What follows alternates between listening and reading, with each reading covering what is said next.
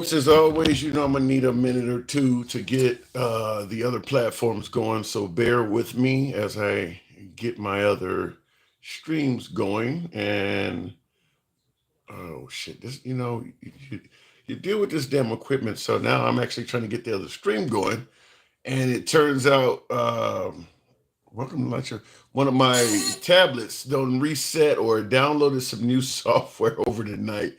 So I may have to start momentarily without this device until it gets on. Because I have no, okay, there we go. It's coming up now. So, sometimes when you're asleep, your devices will update and it'll put a whole bunch of new software on your device. Apparently, my tablet did that. And as a result, it's taking its time to allow me to use it. So, we're going to give it about a minute, let you folks stream in. If it hasn't completely updated, I'll go ahead and start.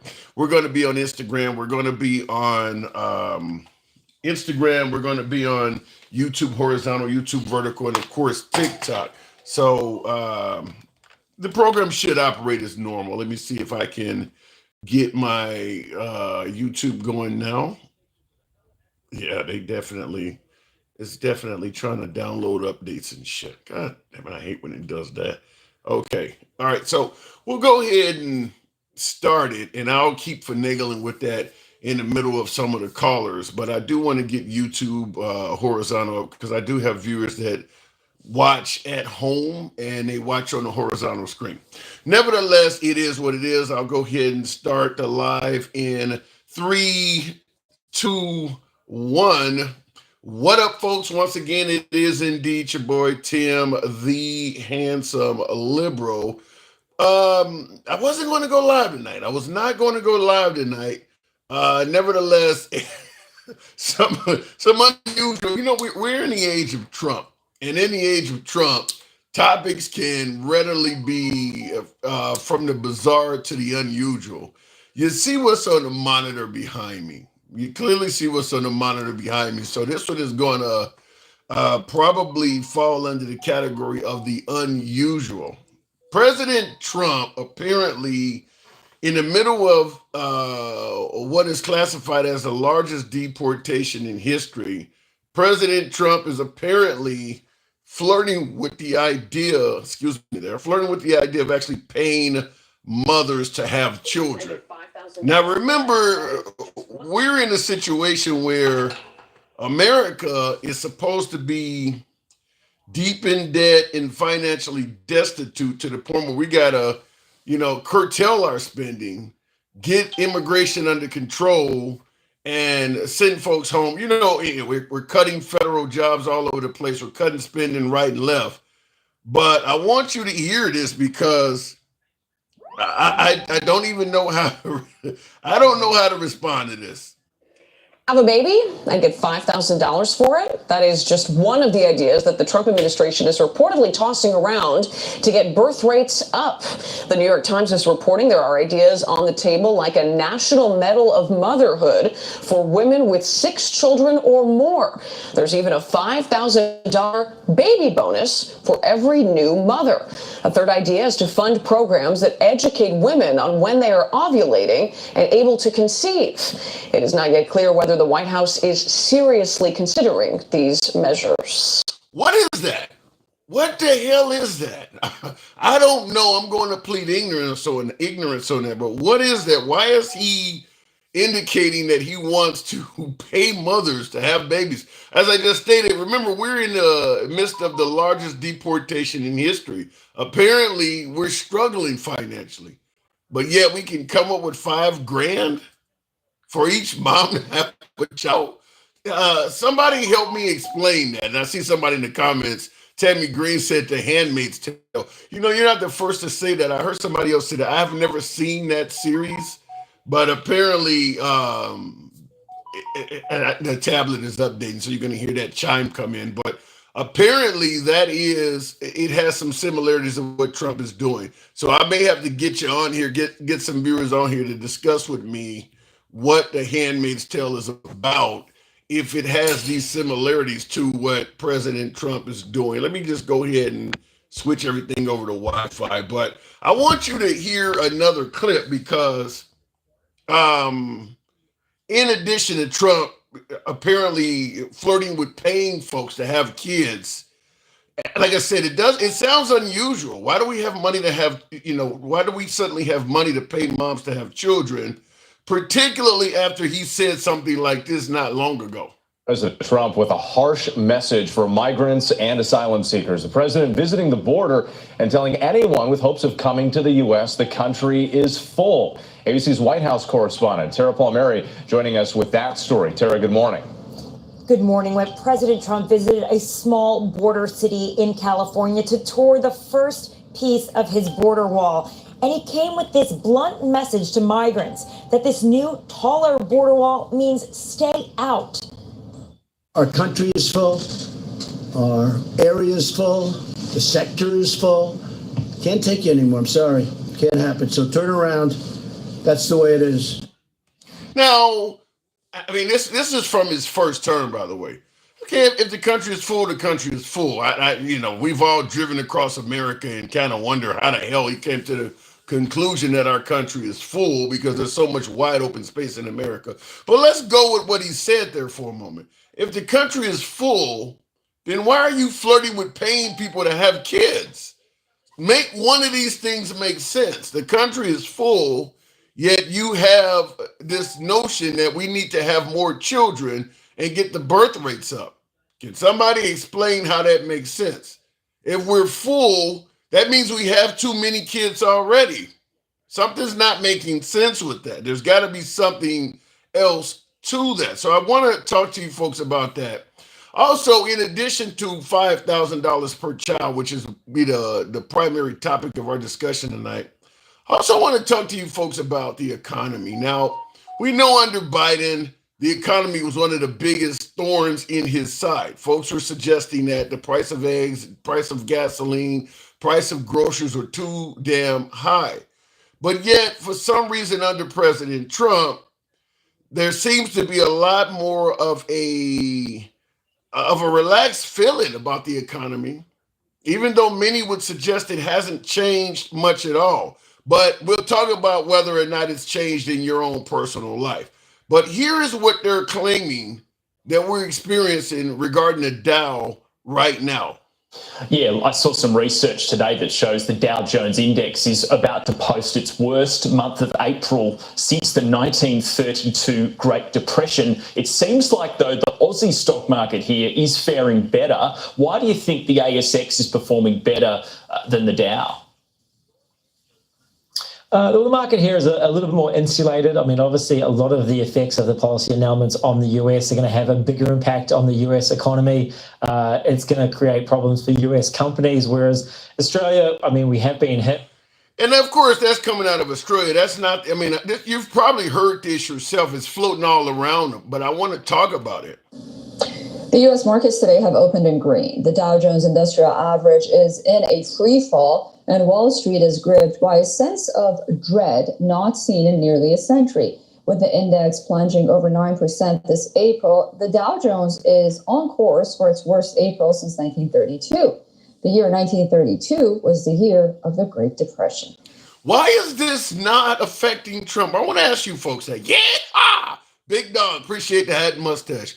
I want to ask you folks, Trump's poll numbers still remain somewhat strong.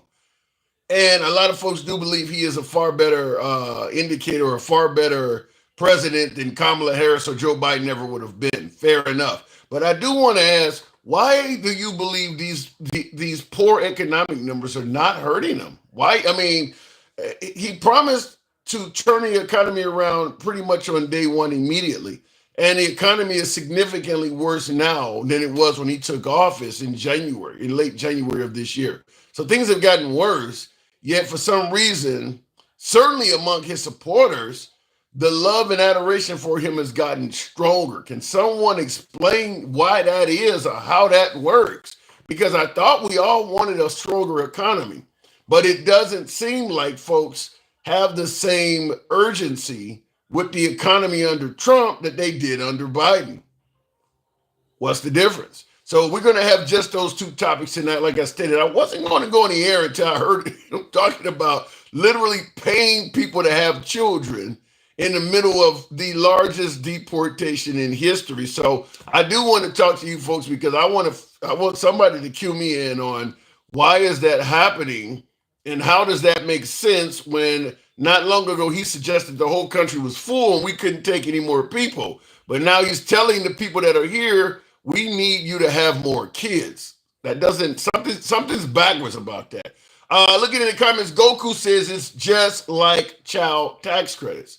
Okay, well, if it's tax credits, fair enough, but why is he indicating we need to have more children while simultaneously saying the nation is full and we can't take more people? Either we're full or we need more people. Those two things don't seem right. Let me go straight to the box. We'll go start it out with Adencal. Good evening, Adencal. Welcome to the program. I'm still finagling with my YouTube horizontal, but okay, Adencal, good evening. Good evening. Good evening. Paying mothers to have kids. What say you?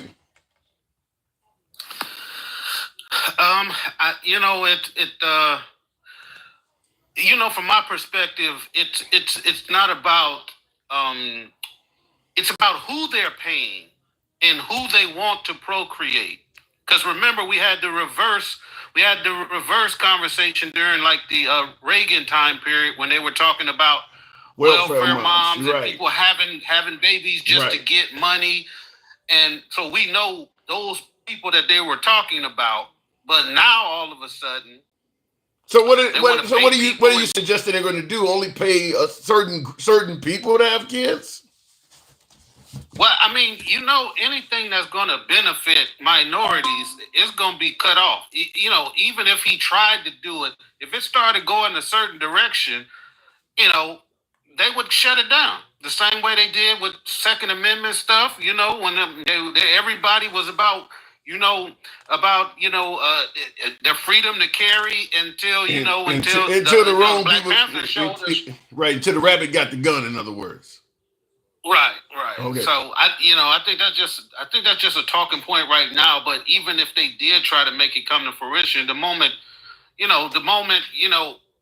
immigrants or whatever, try to take advantage of it, they be making carve outs for everybody. If you're on any type of assistance, you don't get the money. If you're this, you don't get the money.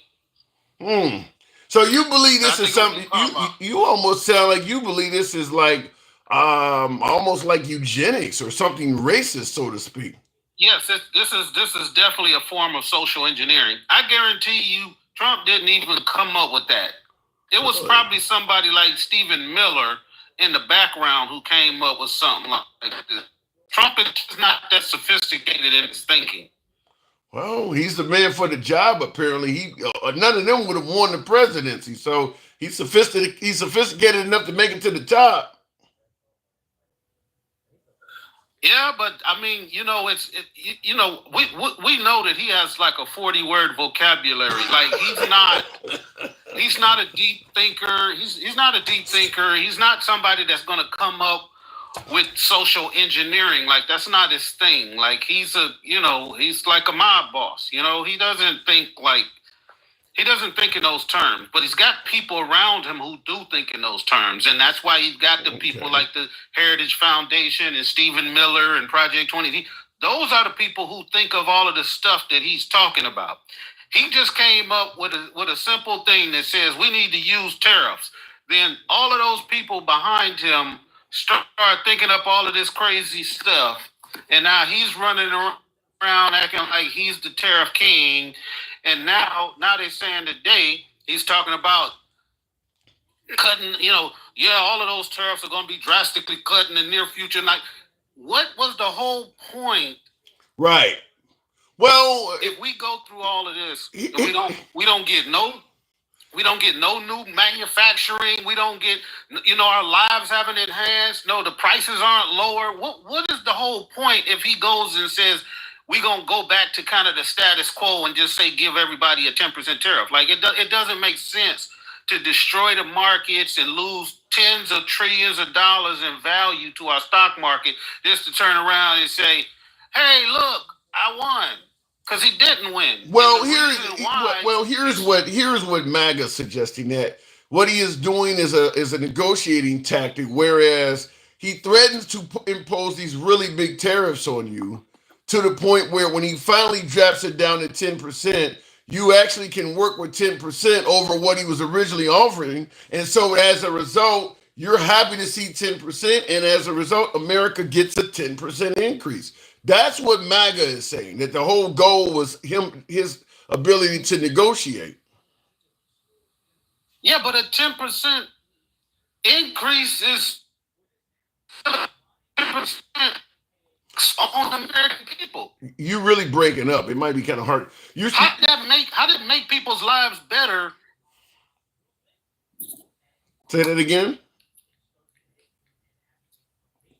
Are you there? I said, how is that making people's... Yeah, can you hear me? Yeah, I can. You breaking up somewhat, but go ahead. Can you hear me? Yeah. Yeah, I was saying, how is that helping? How is it, if we go up just 10% across the board on everybody, how is that helping bring manufacturing back? I don't think they've thought that part out. I can't imagine. Well, first of all, even if let me just say it like this, even if manufacturing come back, it's not going to happen anytime under Trump's term. I mean, 3.5 years, you're not going to bring manufacturing back that fast. My guess is some of this is wishful thinking. I mean, I just really believe that some of what they're doing is wishful thinking. At 10%, you make a good point about how you're going to bring manufacturing back, because at 10%, it's probably still cheaper to do that shit over there. Exactly. So I just want to know what people keep agreeing with him, saying he knows what he's doing. But what is the ultimate goal? Because it's not to bring back manufacturing. We're too far on the road to robotics and AI to think that we're going to start having a bunch of people work in factories, producing nuts and bolts. Like, that stuff is never coming back.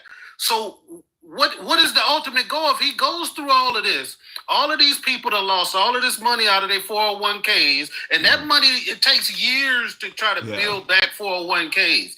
How does this make us better? How does this?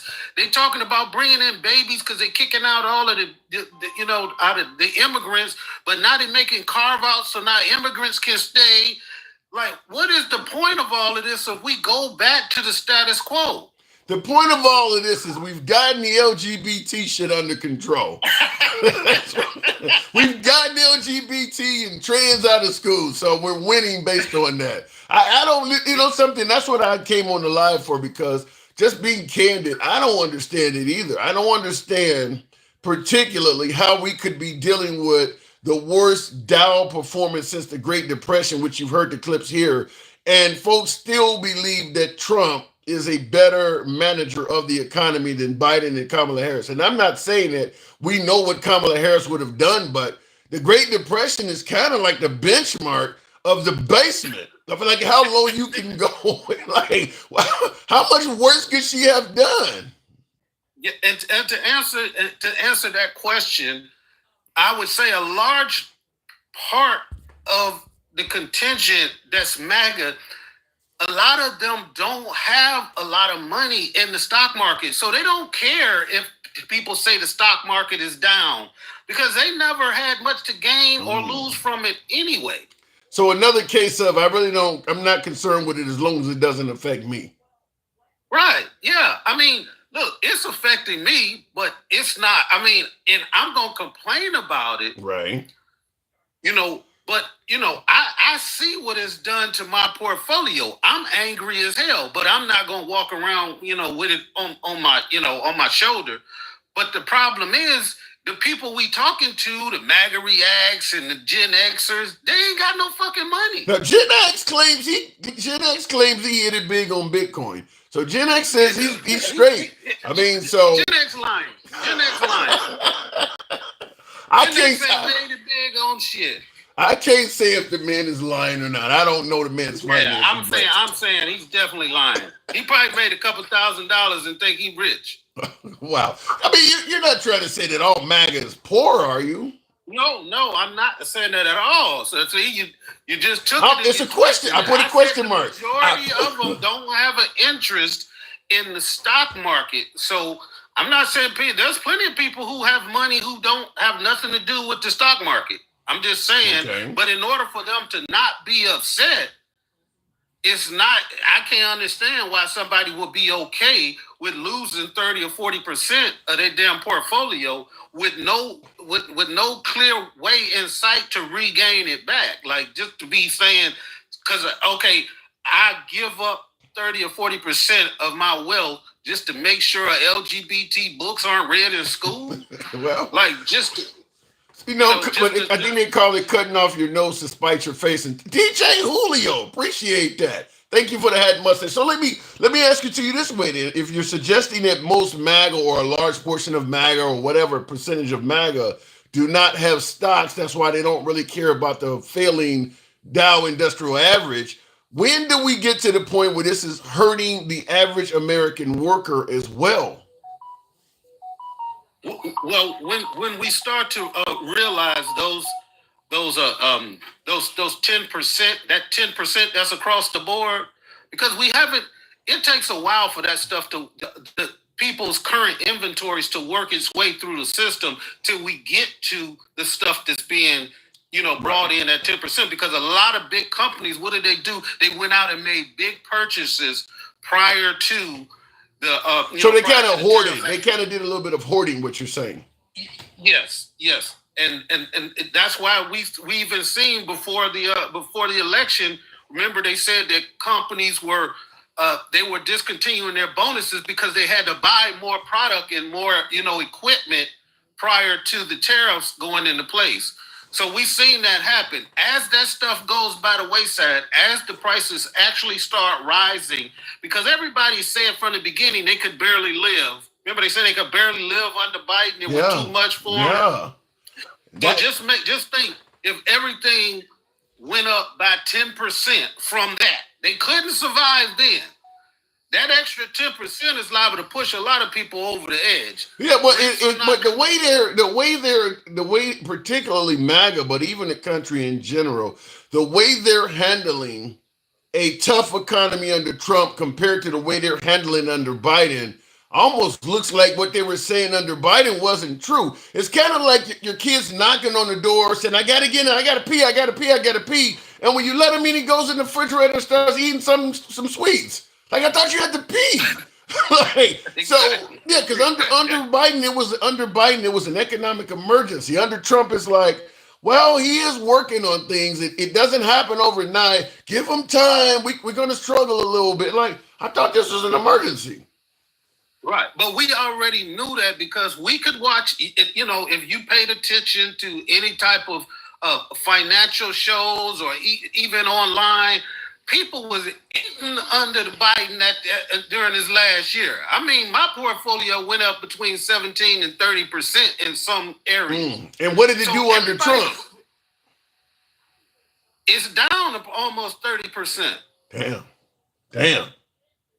And I mean, but people were back then, they were saying that they couldn't afford stuff when every damn cruise liner was full, every show was full, every sporting event was full, but they were still saying that they could barely survive. I said, I covered that on the show when I was around Super Bowl time. I'm like, people still buying big screens. There's no seats available at the Super Bowl, even though the seats cost a fortune. I'm not seeing the struggle. I brought that up then, but MAGA was all over my ass like Biden's fucking up and we need to get rid of him. Right, they couldn't survive. They said they couldn't feed their family. But now we can take a little bit of pain, which they don't even know when he says a little bit, he means a lot of bit for them. Well, right now, we'll see when it starts. When it starts, actually, we start seeing it. He's lying, talking about eggs is down 90%, and that the food is. He just lied to them and told them that 90%. He said egg prices are down 90%. I heard him say that gas was $1.85 a gallon somewhere. I'm like, where the hell is that at? I heard him say that. He said the egg prices are almost too low.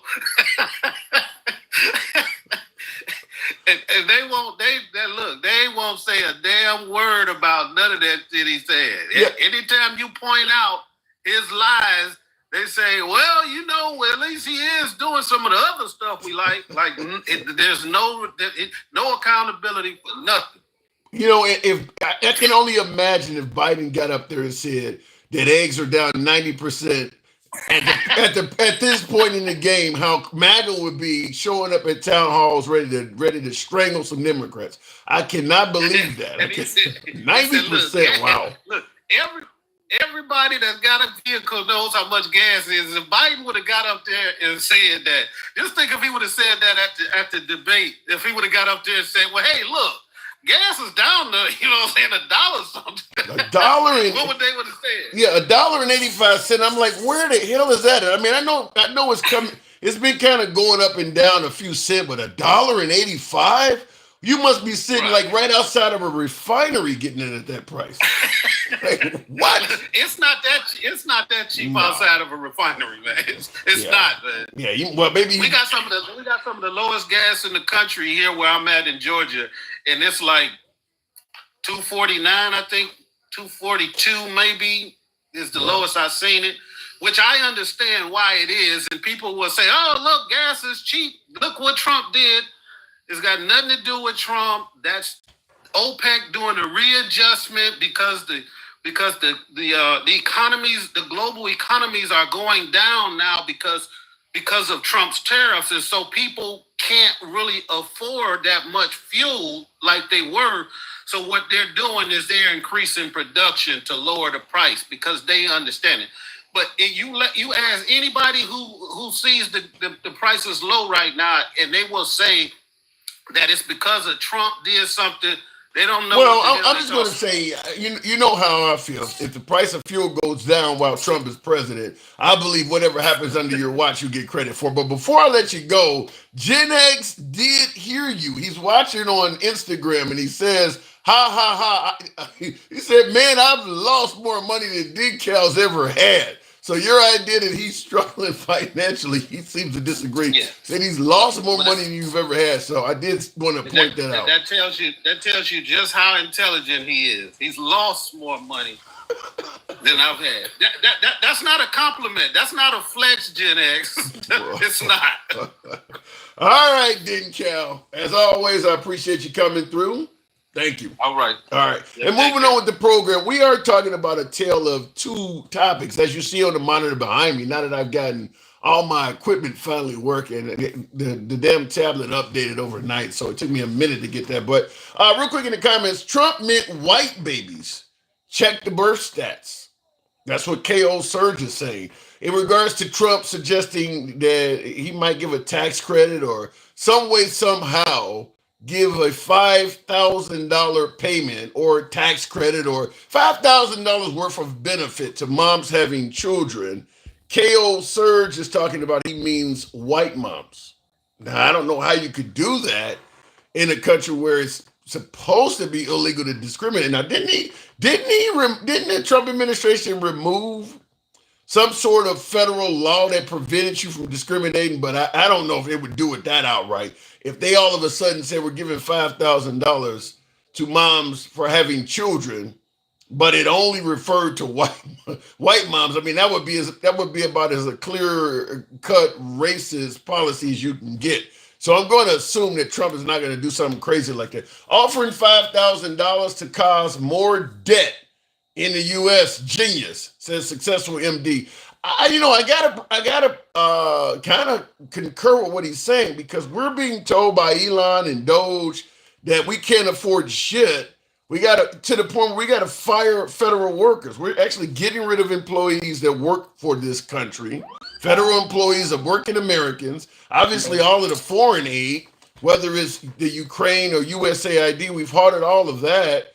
But somehow we have money to pay people to have kids? How does that work? So before I move back on, just because a few new folks have popped in the show, I do want you to hear what the hell we're talking about. Have a baby and get $5,000 for it? That is just one of the ideas that the Trump administration is reportedly tossing around to get birth rates up.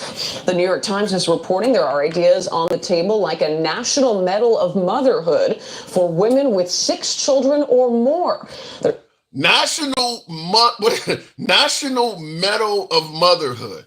So if you are a woman, you have, like well, I was about to say Miss Brady, but he brought 3 kids of his own according to the anthem, so we can't bring up the Brady Bunch. But a mother of 6 kids. I assume that Miss Brady adopted all of the dad's kids. So Miss Brady in the Brady Bunch was a mother of 6 kids. But if you actually give birth to 6 kids, they want to give your ass a medal. Wow. What times are we living in? More. There's even a $5,000 baby bonus for every new mother.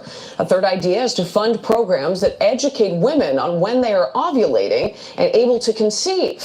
It is not yet clear whether the White House is seriously considering these measures. So they're going to tell you when you're capable of getting pregnant. Man, this sounds like some of my favorite cream pie episodes. Anyway, looking into KO Search says in 2025, Latinos in the United States were going to be 30%. So what are you suggesting, that they wanted to curtail the number of Latinos in this country? Appreciate it, Patrick Griffin. Thank you for the support. And before I go back to the box, Major Boo says, tell Dinkel I'm losing money to trying to get money back. And here's the issue. The Trump administration and many Trump supporters have the belief that temporary suffering means that at the end of the rainbow, they're going to get all that 401k retirement package money back. As Dinkel rightfully pointed out, that shit don't happen overnight. I don't think it even happens over the period of, say, 48 months. I mean, I think it's going to be, a few years. I don't think that happens that quickly. Kyle T. Johnson, friend of the program, shout out to you. Thank you. Going to the box, we're talking about $5,000 per shorty. How does that work? We're going to go to the one and only MAGA Reacts. $5,000 per shorty. Where that money coming from, MAGA? From tariffs. So we're going to put tariffs on goods coming in this country from elsewhere, and they're going to use that money. It's going to be that much money. It's going to provide that much of a windfall that you can pay moms in this country to have children at a $5,000 pop. Yeah, I've been telling you that since day one, that the tariff money is supposed to pay for a lot of services. Is that what you call having a baby services? Well, I'm talking about the money, not the actual having a baby, but yeah. Okay, so we should start mothers for their service. Jesus, this sounds like some shit he did with Stormy Daniels, the way you making this sound. How do we suggest that the country is so full we got to deport people, and while at the same time paying folks in the country to have babies? Trump said we can't take any more immigrants. We are full. If we're able to pay folks to have children, is it possible he was lying? No, because babies take up a lot less space. You have until they turn 18 to build them housing.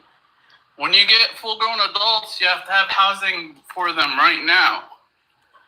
And we barely have enough housing. There's a housing shortage all over this fucking country. So, when you have kids, you put them in another room in your house. You don't have to give them their own apartment when they're born. Babies take... Listen, let me tell you something. In regards to this whole thing about... as they grow, other people are going to die, and they're going to take their place. Let me just say this, man, because you and I have been talking for quite a while, and, he's talking about giving women that have 6 kids or more some type of medal. I want to give you a virtual medal, man. I have the ability to spin shit. I enjoy talking to you because you can find a way to... the baby takes up less space. You said... How are you comparing a full-grown adult to a baby? You can put a baby in a what is it, like a 4x8 cube in a, what's it called?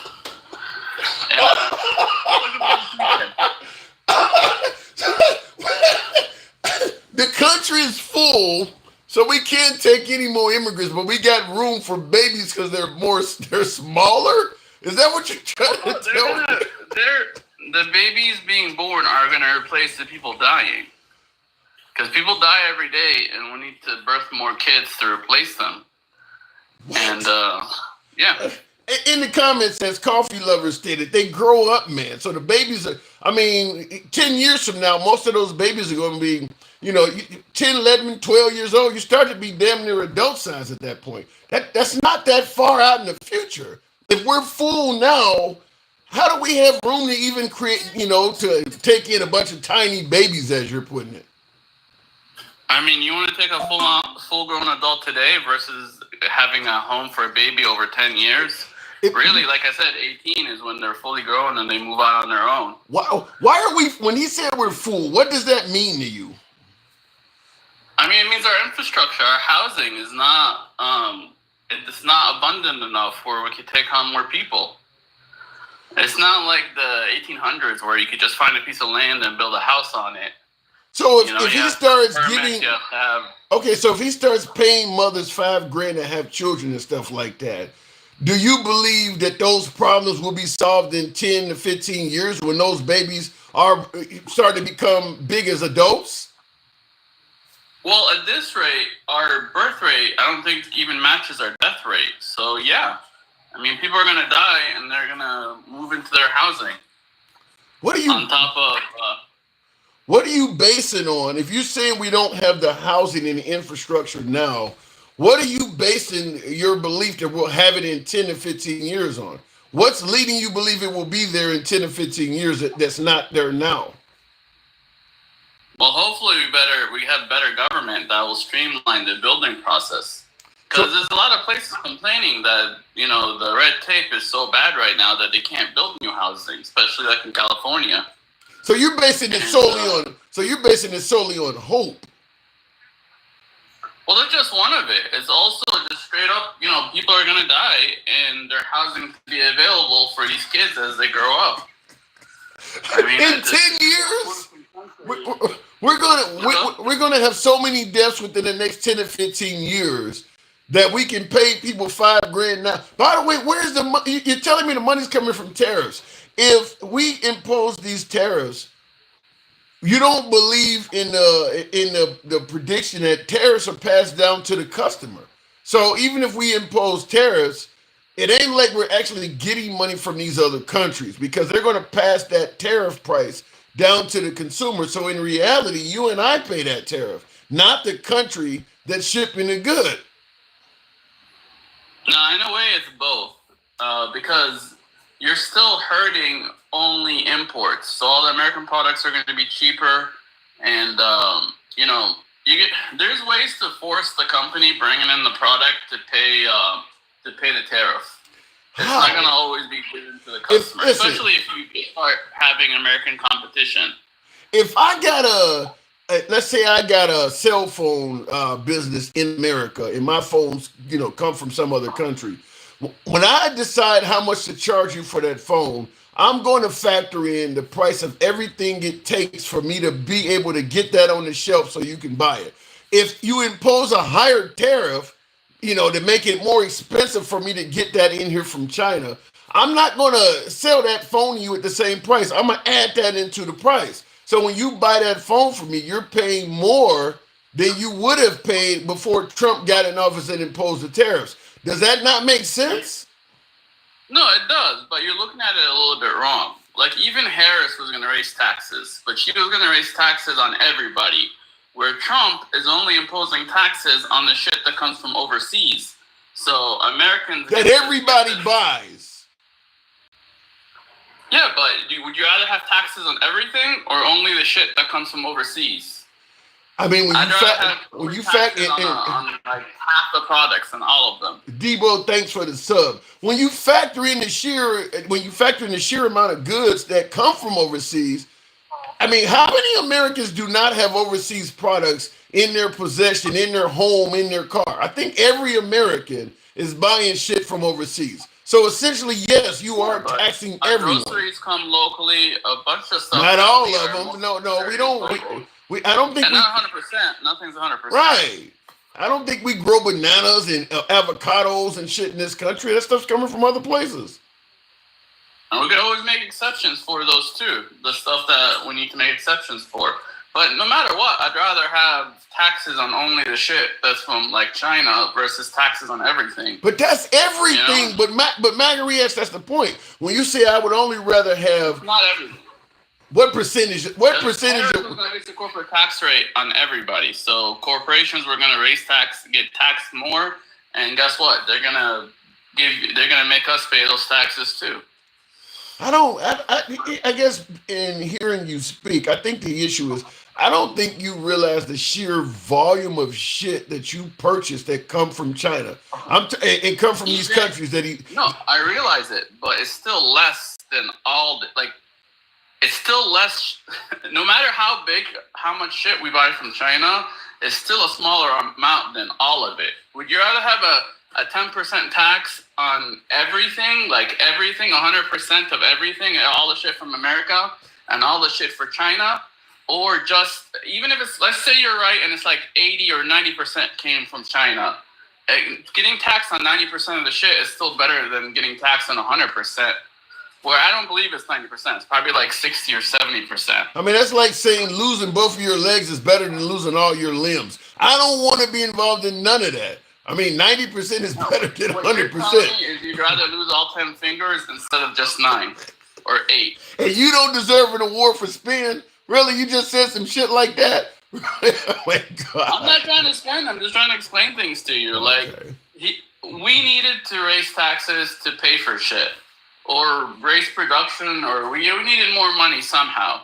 And I don't think anything he's MAGA corporations and American products, he's only charging the shit that comes from overseas. I don't think anything he's doing that you're bringing up is going to produce that we need more money argument you're talking about. Because the tariffs are going to literally drag money out of the pockets of citizens, whether it's at 10%. And by the way, the percentage number that Trump is giving, because you keep saying 10%, his tariffs on China has crossed over 200% at one point. You don't fucking know what he's going to do from day to day. There's no way you can. That's a trade war. That's not like a real tariff. It's not a trade war. He's the only one firing the shots. China's just kind of. Huh? It's back and forth. They raised taxes and he did again. China, there are countries that have not, that had no intention. I don't even think China had any intention of fucking with us with any tariffs, playing games with that. 200%?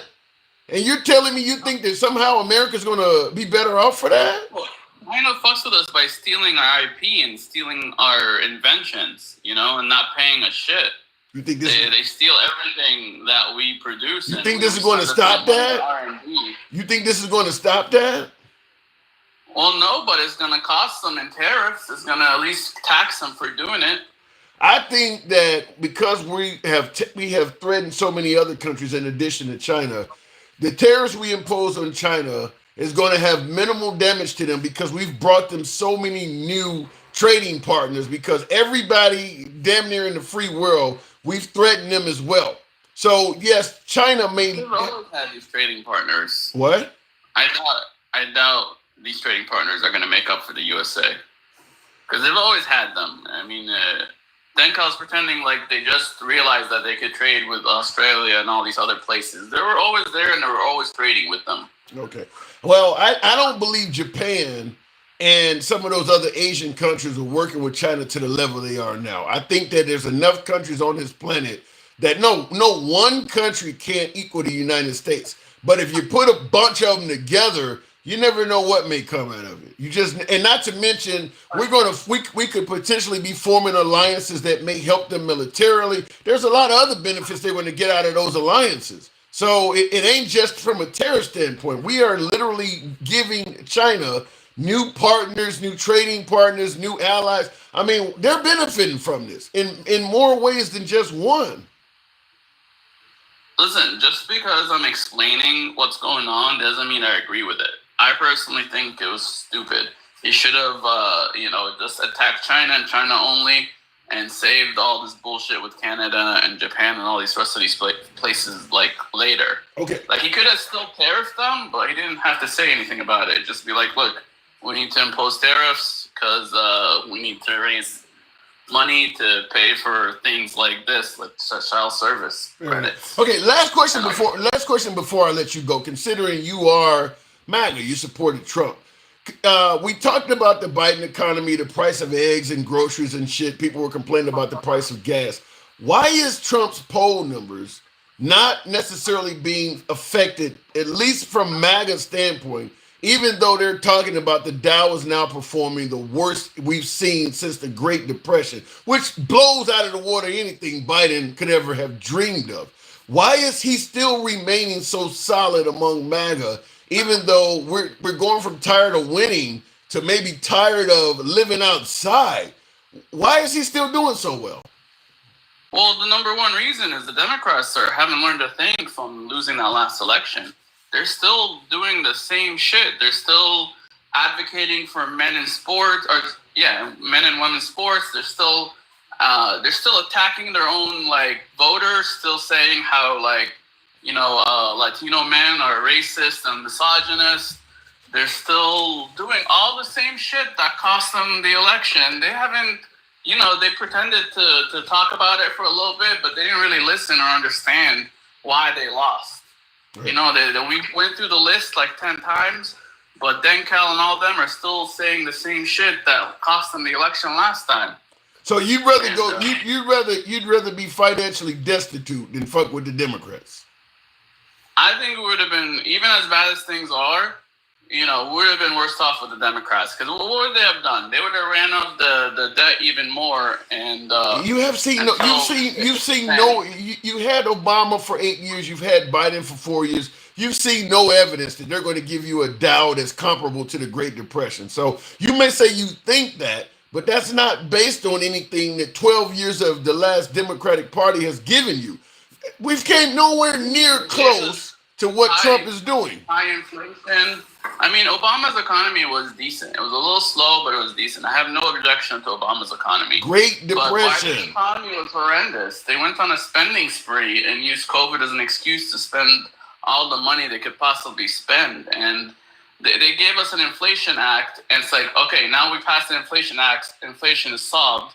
And then it took 2 more years before inflation went down. You're talking about Biden spending. You don't consider Trump giving everybody $2,000 in stimulus money, excessive spending. You talking about giving everybody $5,000 to have kids. You think he's gotten spending under control? Well, again, we have to do this because the birth rate is down. I mean, he's not the one that came up with this. Our birth rate is down. It needs to be much higher. So we need to have more kids born. Why would you deport you had plenty of people. Why would you get rid of the largest deportation in history during the time when you admit we need more people born, not more people. We need more because those old people that are coming in, they're going to become elderly too. And who's going to take care of them? No, that's not what's migrating to this country is a bunch of old people. What's migrating to the country is the people you guys were complaining about. A bunch of military-age males that would be capable of doing the work that's necessary. You're not going to put a baby out in the field, are you? I mean, in 10 years or 18 years. No, you're right. We do need some immigration. And like you said earlier, even Dental was saying that they want immigrants. We just want to be able to pick who comes in. Trump gets this rap of being anti-immigrant, but his wife is an immigrant. His VP's wife is an immigrant. He just wants to control our border. Trump's shit was never about immigration. It's about security as far as getting rid of criminals, and it's about controlling the border. He never was I hate immigrants. He would always be I want this country to be more secure because these people are committing crimes. So he's specifically about security and the safety of people, which triggers him in a lot of ways, but it always gets twisted into hate and racism and hating immigrants. When it's always if you listen, the tone of it is always about security and the safety of people and controlling the border. No politician, I don't think there's hardly a politician in U.S. history that's ever come out and said, I hate those people simply because God made them dark or God made them Hispanic. They're always going to give you a different reason. I mean, nobody's going to come out and admit hate. There is, as you say, it's security or it's going to be for this reason. I mean, nobody's going to come out and admit, I just have hate in my heart. You know, when they bring diseases or they steal and rob or they're too lazy to work, people create reasons because coming out and admitting that you're damn hateful just sounds like a sin. I got to move it on, though. Yeah, security's always been a common trigger.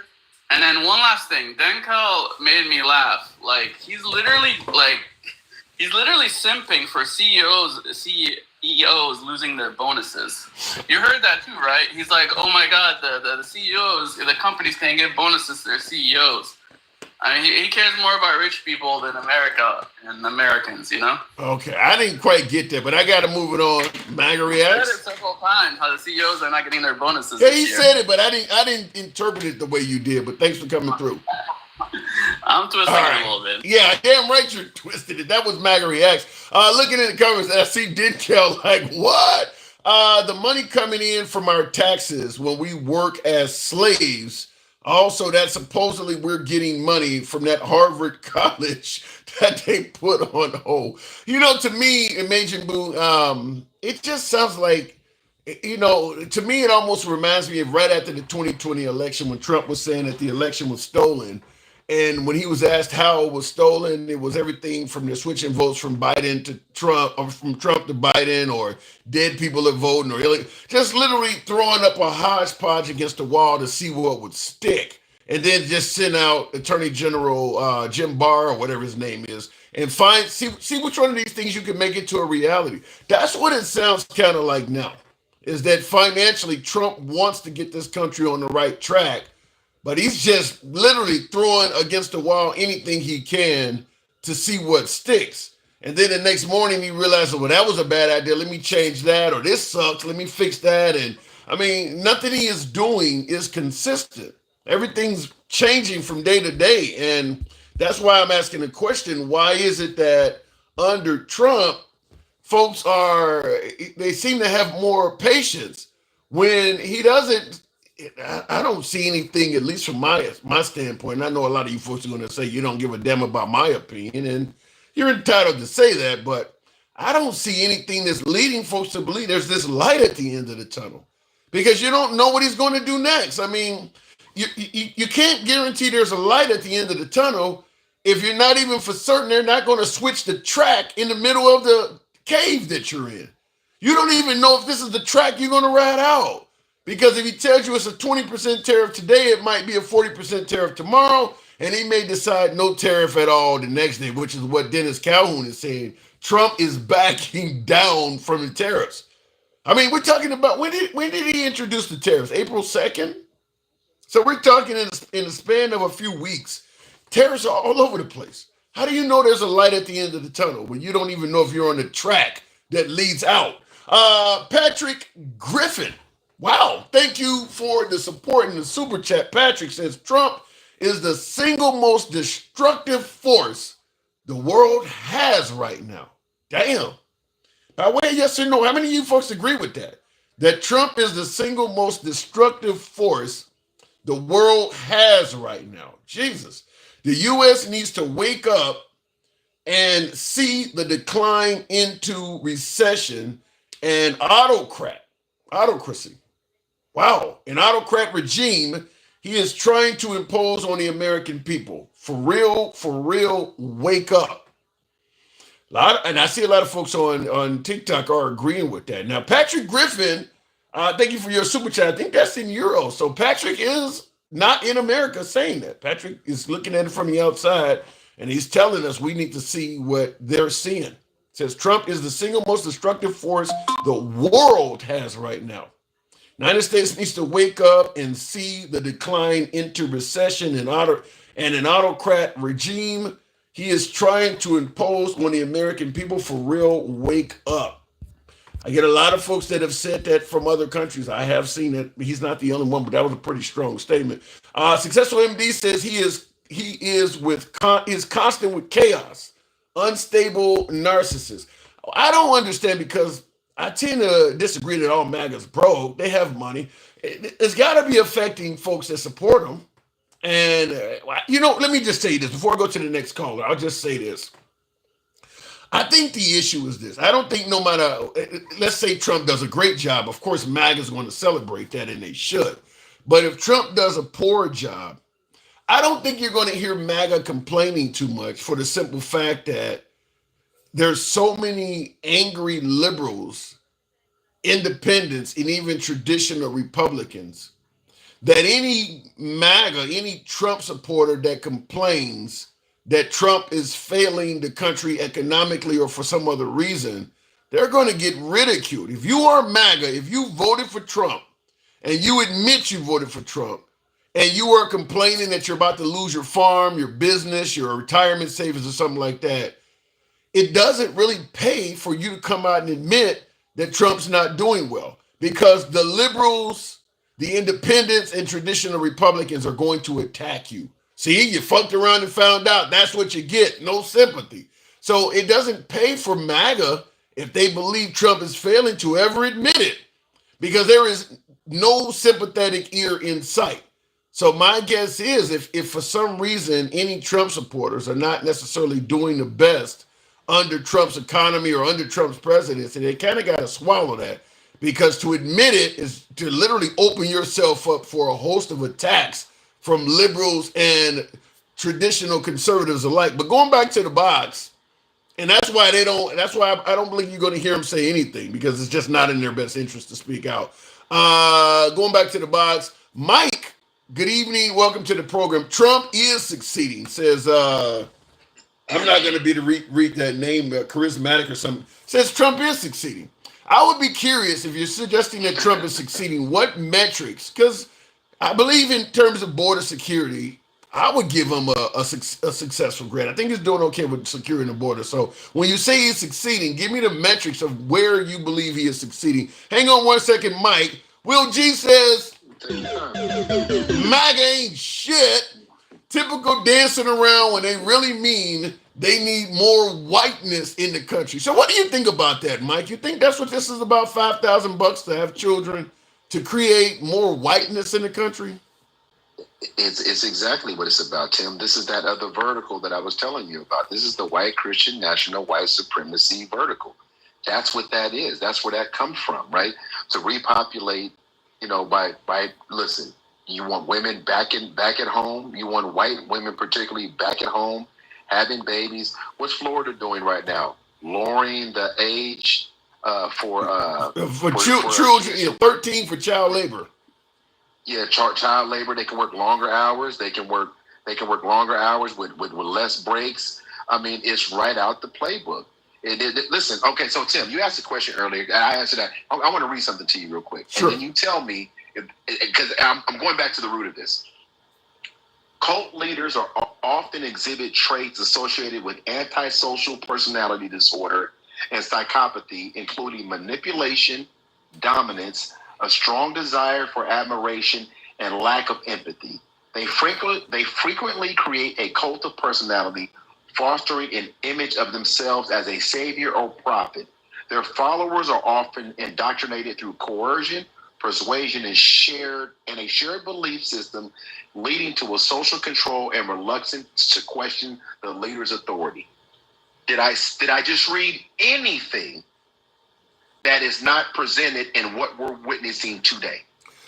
I mean, I can't deny similarities exist, but here's what I don't get, though. What did Trump do to get this type of love and adoration? What is Trump offering? Now, listen, if I'm dying of cancer and you come in the room and you go, Mr. Miyagi, rub your hands together and give me some kind of cure, I can see why I might view you as some type of God or some type of deity. But I'm asking from a standpoint of Trump, if you're suggesting that there's a lot of cult-like personalities among MAGA, or cult-like followers among MAGA, what has Trump given them, or at least promised them, that would make them have this mentality?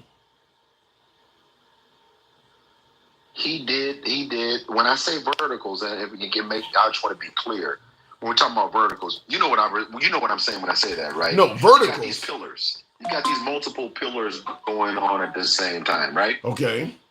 And one of those things is he fear-mongered to, listen, white people, can you hear me, Tim? Yeah, loud and I see clear. your screen is. Okay, I'll tell you the reason why I don't know if you're still there. Can you guys hear us? Can you hear me?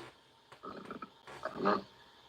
I hear. Can you folks in the audience hear me? Not all my other platforms. For you folks on TikTok, can you guys hear me? Because I hear him loud and clear. Mike, are you there? Sounds like you coming back. I don't know what's going on. It's messing up. Okay, I can hear him pretty clear. Mike, I'm gonna reset you.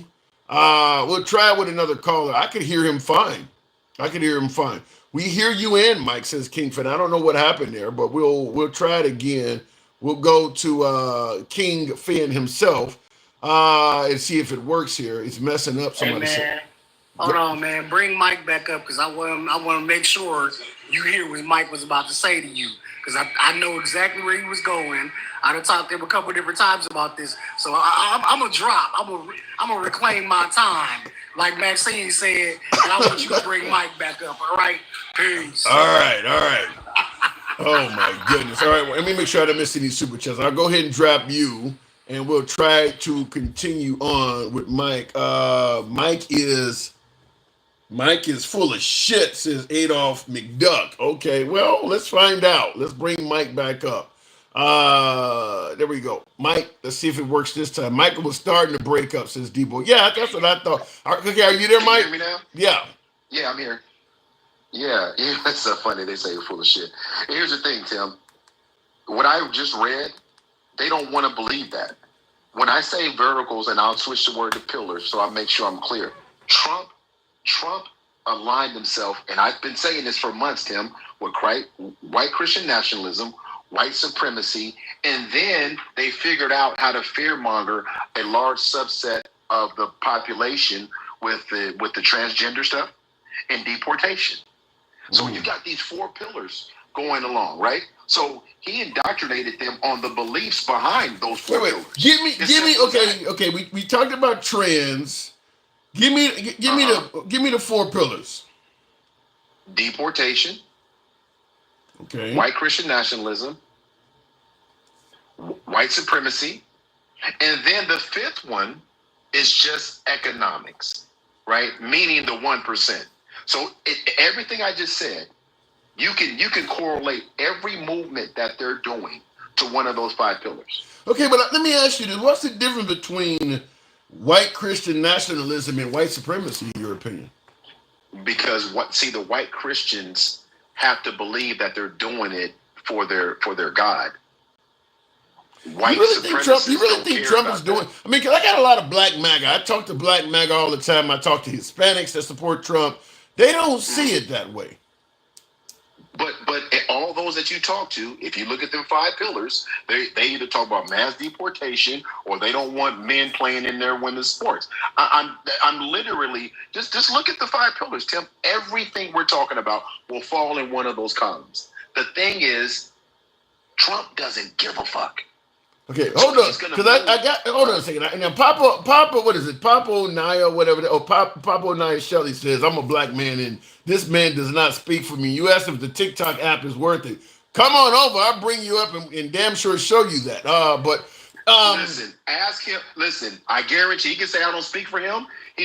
I'm telling you, there's three things. He's going to talk about the economy, deportation, or he's going to talk about transgender or homophobe. Period. But what's wrong with that? If Trump is promising to give us a better economy than Biden, if Trump is promising to deport folks who we don't even know who the hell they are, that could have came from a prison or a mental asylum, as he states, or could be a damn terrorist, what is wrong with them really hammering that? I mean, it's almost something that America really needed after the Biden administration. Did we really need it, or was it fear-mongered? Was it okay? I'll give you a perfect example. Were those countries really opening up their prisons and letting all of the worst pour into this country? Did that actually happen? Well, when you factor in the actually happened. Well, that didn't happen. Well, you can't say because you don't know who's here. I mean, they do have a few cases like the Colorado apartment complex. I mean, they do have enough to at least put together a rebuttal. And the fact is, when you're not doing any kind of background check on people that are coming in and claiming asylum, you can't necessarily speak ill of what Trump is saying. We don't, under Biden, people came in this country and no proper background check was ran. So the Trump supporters do have a legitimate gripe there.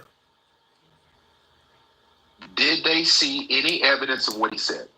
Yes or no? Did they see any evidence? Any evidence of all the? Yeah, they did. Opening up their prisons and how? Well, you did have some Venezuelans going around New York committing acts of robbery. In fact, Sheriff Grady Judd down in Florida just caught 5 more of them that came in during the Biden administration the other day, and they were on a robbery spree. Listen, I lean left, but not so far left that I can't see there's a little bit of validity to it. But Tim, you said a little bit of validity, but that's not what he sold. He didn't sell a little bit of validity. He sold an invasion. He sold a national security crisis. He sold we're in dire straits. That's why he enacted the 1798 Enemies Aliens Act. So it's not a little. He didn't do anything on a little bit of anything. He did everything on a crisis. Well, Trump is going to exaggerate and do things real big, but I'm going to give you what you often hear from the right, which is one is too many. If you know that they're coming over here and they're not going around raping and murdering everybody. Trump went way overboard on that. But the fact is, they are doing it to some. I mean, there's a reason why they're bringing up Lincoln Riley or what happened in Colorado. It is, some of them are coming in the country and they do mean harm.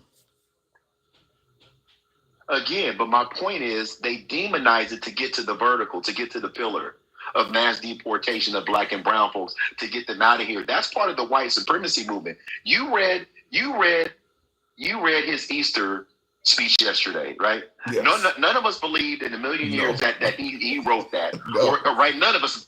He meant what he put on True Social. He meant that shit. Yeah. All of this fear mongering and division and hatred and racism, he and his minions have been stirring this pot for a long time. That's Mike, I gotta ask, why the hell wouldn't Biden listen to the American people? I mean, it was pretty obvious that Trump was resonating with the American people under the belief that these immigrants unknown could lead to some major problems for the country. Now, we can go back and forth on how big of a scope of problems they may have caused. Trump greatly exaggerated. You and I agree with that.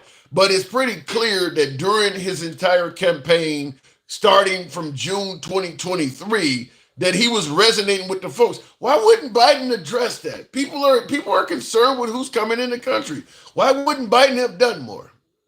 And I'll say this, and damn it, I told you yesterday when I came back on, I was going to be ready to have this conversation, and I'm not, because I don't have everything in front of me. But even if, here's the thing, Tim, if Trump, and I'm going to answer it this way, if Trump was truly concerned about American safety from the border, he would have signed the bill. We know he doesn't really give a shit, Tim, because he would have let the Langford bill pass. He wouldn't have politicized it. If one is too many, and you don't know when the next one's coming, signing the bill, securing the border as soon as possible should have mattered before running on it. Yes or no? Well, I got to push back. I agree with what you're saying. The suggestion is, if you truly are trying to save America and secure the border, why don't you sign the Biden's border bill? But the notion, here's the pushback. What Biden is offering is about 80% of what I want. But I believe that if I don't sign this bill, I can kick Biden's ass come election day and get 100% of what I want. So I'd rather take this small risk for America and let a few folks in over the next 8-9 months and then win it all. And then I can kick all of their asses out, plus the folks that Biden was going to let stay here. So I'm going to take that gamble, and he won. He won that gamble. And again, because he manipulated, again, do you want to read the cult leaders and cult members again? Because even if that was the premise, where is the border bill now? They haven't put one piece of legislation towards Congress since he's been in office. Jeez. So if it was matter of fact, if it was that important, the bill would have been ready day one. He did it by executive order. See, because they can't come out and say what I'm saying. They can't come out and say Everything we're doing is behind white Christian nationalism. It's racist. It's misogynist, and they can't come out and say that. No. That's why he denied Project 2025. If what he was doing was on the up and up, don't you think that he's egotistical enough to say it? I'm not arguing with that. I'm not arguing with that. Okay. So, Lynn, this is where black people voted, but a lot. I can't speak for all of them, but a lot of them voted. Either they didn't have the information, or they were selfish. More. I'm worried about my pockets, not the overall. I think that's why. I honestly think that's why most people vote. Which is why I said before on the program when Elon was talking about giving everybody $6,000 or whatever. I stated back then, if you give Americans enough money, you can bring back slavery. Everybody's focused on their pocket. They will look the other way while you do whatever the hell you want to do, as long as you're making their life better. They don't give a fuck about what you're doing to other people. I don't disagree with you. You'll never hear me. I push back on that because I believe the same thing. Yeah. But they voted on things that aren't happening. Now they've all pivoted to get on board with the shit that they didn't acknowledge before the election. They didn't acknowledge Project 2025 and all this horrible shit that's happening. They didn't want to acknowledge that people that were U.S. citizens or people that were here legally would get deported. They didn't want to acknowledge that when we kept telling them. But we saw it because we knew what the overall agenda is. Those 5 pillars I'm telling you about are real. Let's be clear. If you're talking about, if you want to have the notion that Trump is somehow promoting white supremacy or some of this other stuff, if you are a straight white Christian male, you don't really have to be concerned with Project 2025 because it's actually to your benefit. So there's a reason why they're not screaming out about Project 2025. It kind of puts you on top of everything. But they didn't even say, they told us we were lying, Tim. They told us we were fear-mongering. It didn't exist. Fake news. Why the hell am I going to come out and admit that I'm playing your ass and about to put you on the bottom of the pyramid? Of course I'm going to lie to you and tell you it ain't about to happen. You're not going to vote for me if I tell you the truth. I'm not disagreeing with you at all. Okay. That's my whole point. Right. That's my whole. Yeah. I'm not disagreeing with you at all. They lied. And here's the thing. They won't even admit it. MAGA Reacts got up here and twisted himself. That's why I tell you he's the number one fluffer. That's why if you ever notice when he comes up, I always say, wash your hands and gargle. If you ever notice, because oh my God, wash your hands and gargle? Damn. It's hard to have a conversation when people won't just say, I didn't vote for tariffs like this. This is not what I voted for. That's a good point. So maybe he's not who I thought he was. I didn't vote to see people without not get due process instead of convince themselves that they got due process. You understand what I'm saying? Yeah, that's a good point. I mean, I'm not going to listen because I've been one to. I got Gangsta Grandma in the comments chewing me a new one right now for taking. Yeah, she's coming too. Huh? Oh yeah, she she all over me. But I'm never one to actually put myself in a position where if my candidate of choice is fucking up, I refuse to admit it. And you're right. There are some folks that no matter what their candidate does, they're not going to admit that he might be doing something wrong. You're just never going to get that out of me. I'm willing to point out if they're not getting something right. Yeah, and the crazy part about it, like today, Trump's like, well, the tariffs on China are going to decrease significantly. Xi Jinping is kicking his ass, right? And people around him are finally starting to tell him, this ain't going to work out the way you think, my guy, because there's no way he comes off of this horse if he doesn't feel like that it's not working out. But he's going to spin this shit and they're going to buy it. He's going to spin this shit to a good thing. Tim, as sure as I'm sitting here, they're going to buy whatever he tells them, which is the cult of personality thing. I'm not making this up because I want it to be that way. I'm saying it because it is that way.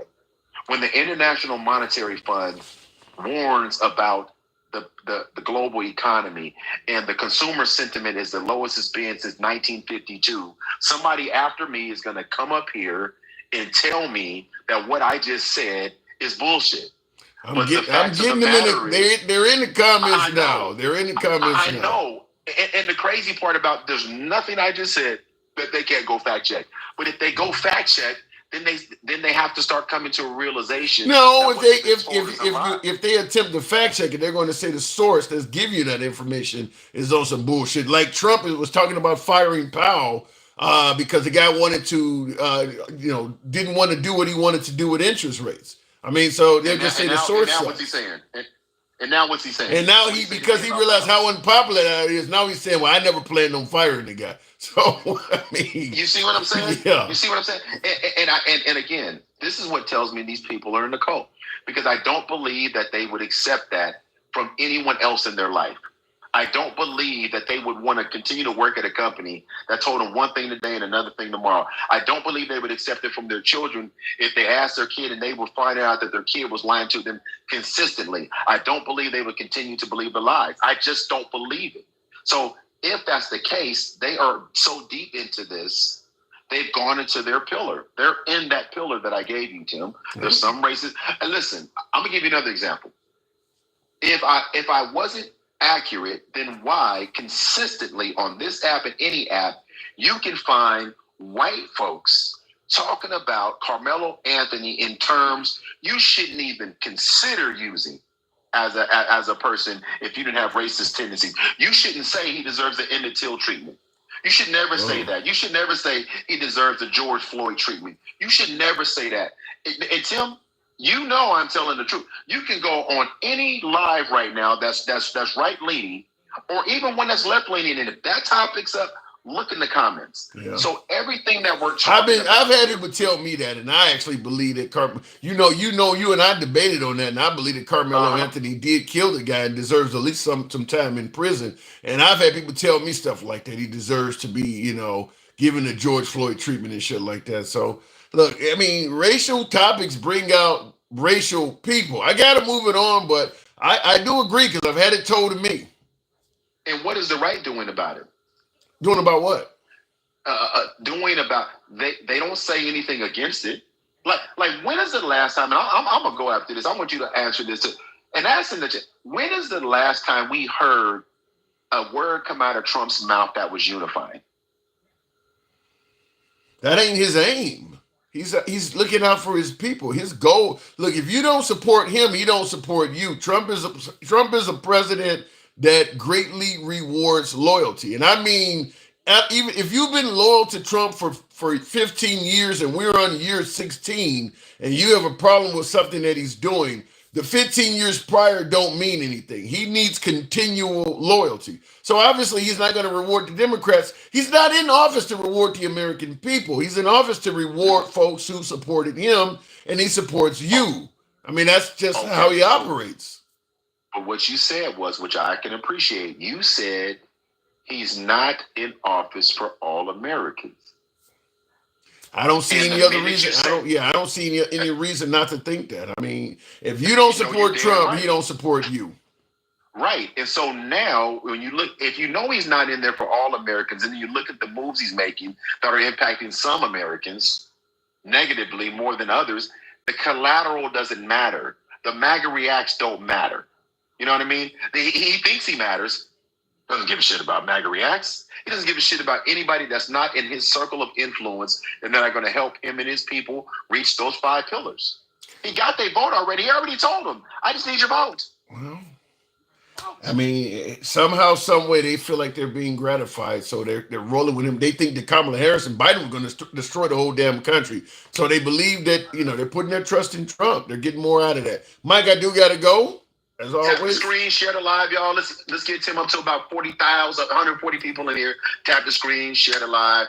Appreciate you. MAGA Reacts is crazier than a box of. Never mind. I'm not gonna say. All right, Mike. As always, thank you. Real quick, I wanted to respond to Patrick Griffin. Wow. Now I was talking about, I do take the other side on some issues. The ability to play devil's advocate is something I pride myself on. And Patrick is pointing out when I said one too many immigrants coming in this country and harming people. Obviously, it's not to the degree that Trump led people to believe. Mexico is not sending their best and brightest. They're just sending a bunch of rapists and murderers. That's patently false. We see that. But one person being hurt by an illegal immigrant, I stated one is too many. Well, Patrick pushed back, and he pushed back hard. Patrick Griffin, thank you for the super chat, says one is too many, but you let your own citizens obtain guns and kill children, And yet that same argument of one is too many will not be heard. I'll go ahead and concede a loss on that statement any day. You are 1,000% correct. I can't argue with that. That is true. One is too many, but we'll entertain school shootings all day long. You know, I got to protect my right to the Second Amendment. Got to protect my right to own guns. I mean, you know, they should have secured the school more. You ain't taking my guns away. So, Patrick, I listen. I like to be able to push back when I can, but yeah, you get to win on that one all. You get to win on that one all day, every day. One is too many, but yet you let your own citizens obtain guns and kill children, and yet that same argument of one is too many will not be heard. And not only is it not heard, it's not even mentioned. We give them thoughts and prayers and go right back to the range and continue firing. I don't even think, we don't even listen to it. That definitely is somebody that's not in America to say that, though, because that is uniquely outside of this country. Anyway, looking in the comments, though, Patrick hating because he can't buy a firearm. What? That's how you took that, Papa Naya? You says that Patrick is hating because he can't buy a firearm. He over there running from pocket knives. He's talking about children being wrongfully killed, and that's what you think is he's saying that out of disgust because he can't buy a gun? Wow. All right, let me go back to the box. Jesus Christ. Real quick in the comments. Mighty Mulatto. That's a hell of a name. Immigration has always been an issue. Chinese opium dens can barely ruining North European girls. Chinese opium dens are ruining North European girls. Japanese workers sleeping Northern European men under their benches, and it's not polite to talk about. Well, I'm assuming it's being talked about in those countries. You're not going to hear a conversation in America about Chinese opium dens ruining North European girls. I mean, America tends to focus on what's happening in America. So it's just not going to be covered here. But that's not to say it ain't happening. America don't tend to care what's happening in other countries. We really don't. I mean, we are very self-centered in this nation. We expect everybody to care about us, but in reality, we really could care less about other people. Going back to the box, though, actually, he was racist in the 90s, but I think he's changed. You said, name one thing, look up the Central Park. Oh, so you guys are talking in the comments. I already know where that conversation is going. Let me go back to the box. We'll go to the one and only Miss Mo Betta.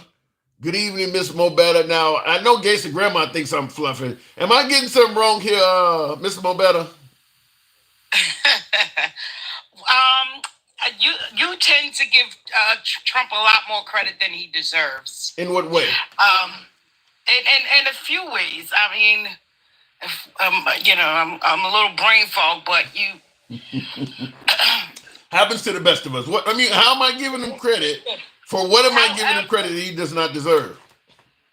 I can't remember the conversation because I was saying something you was having a conversation with, it might have been MAGA Reacts or something. No.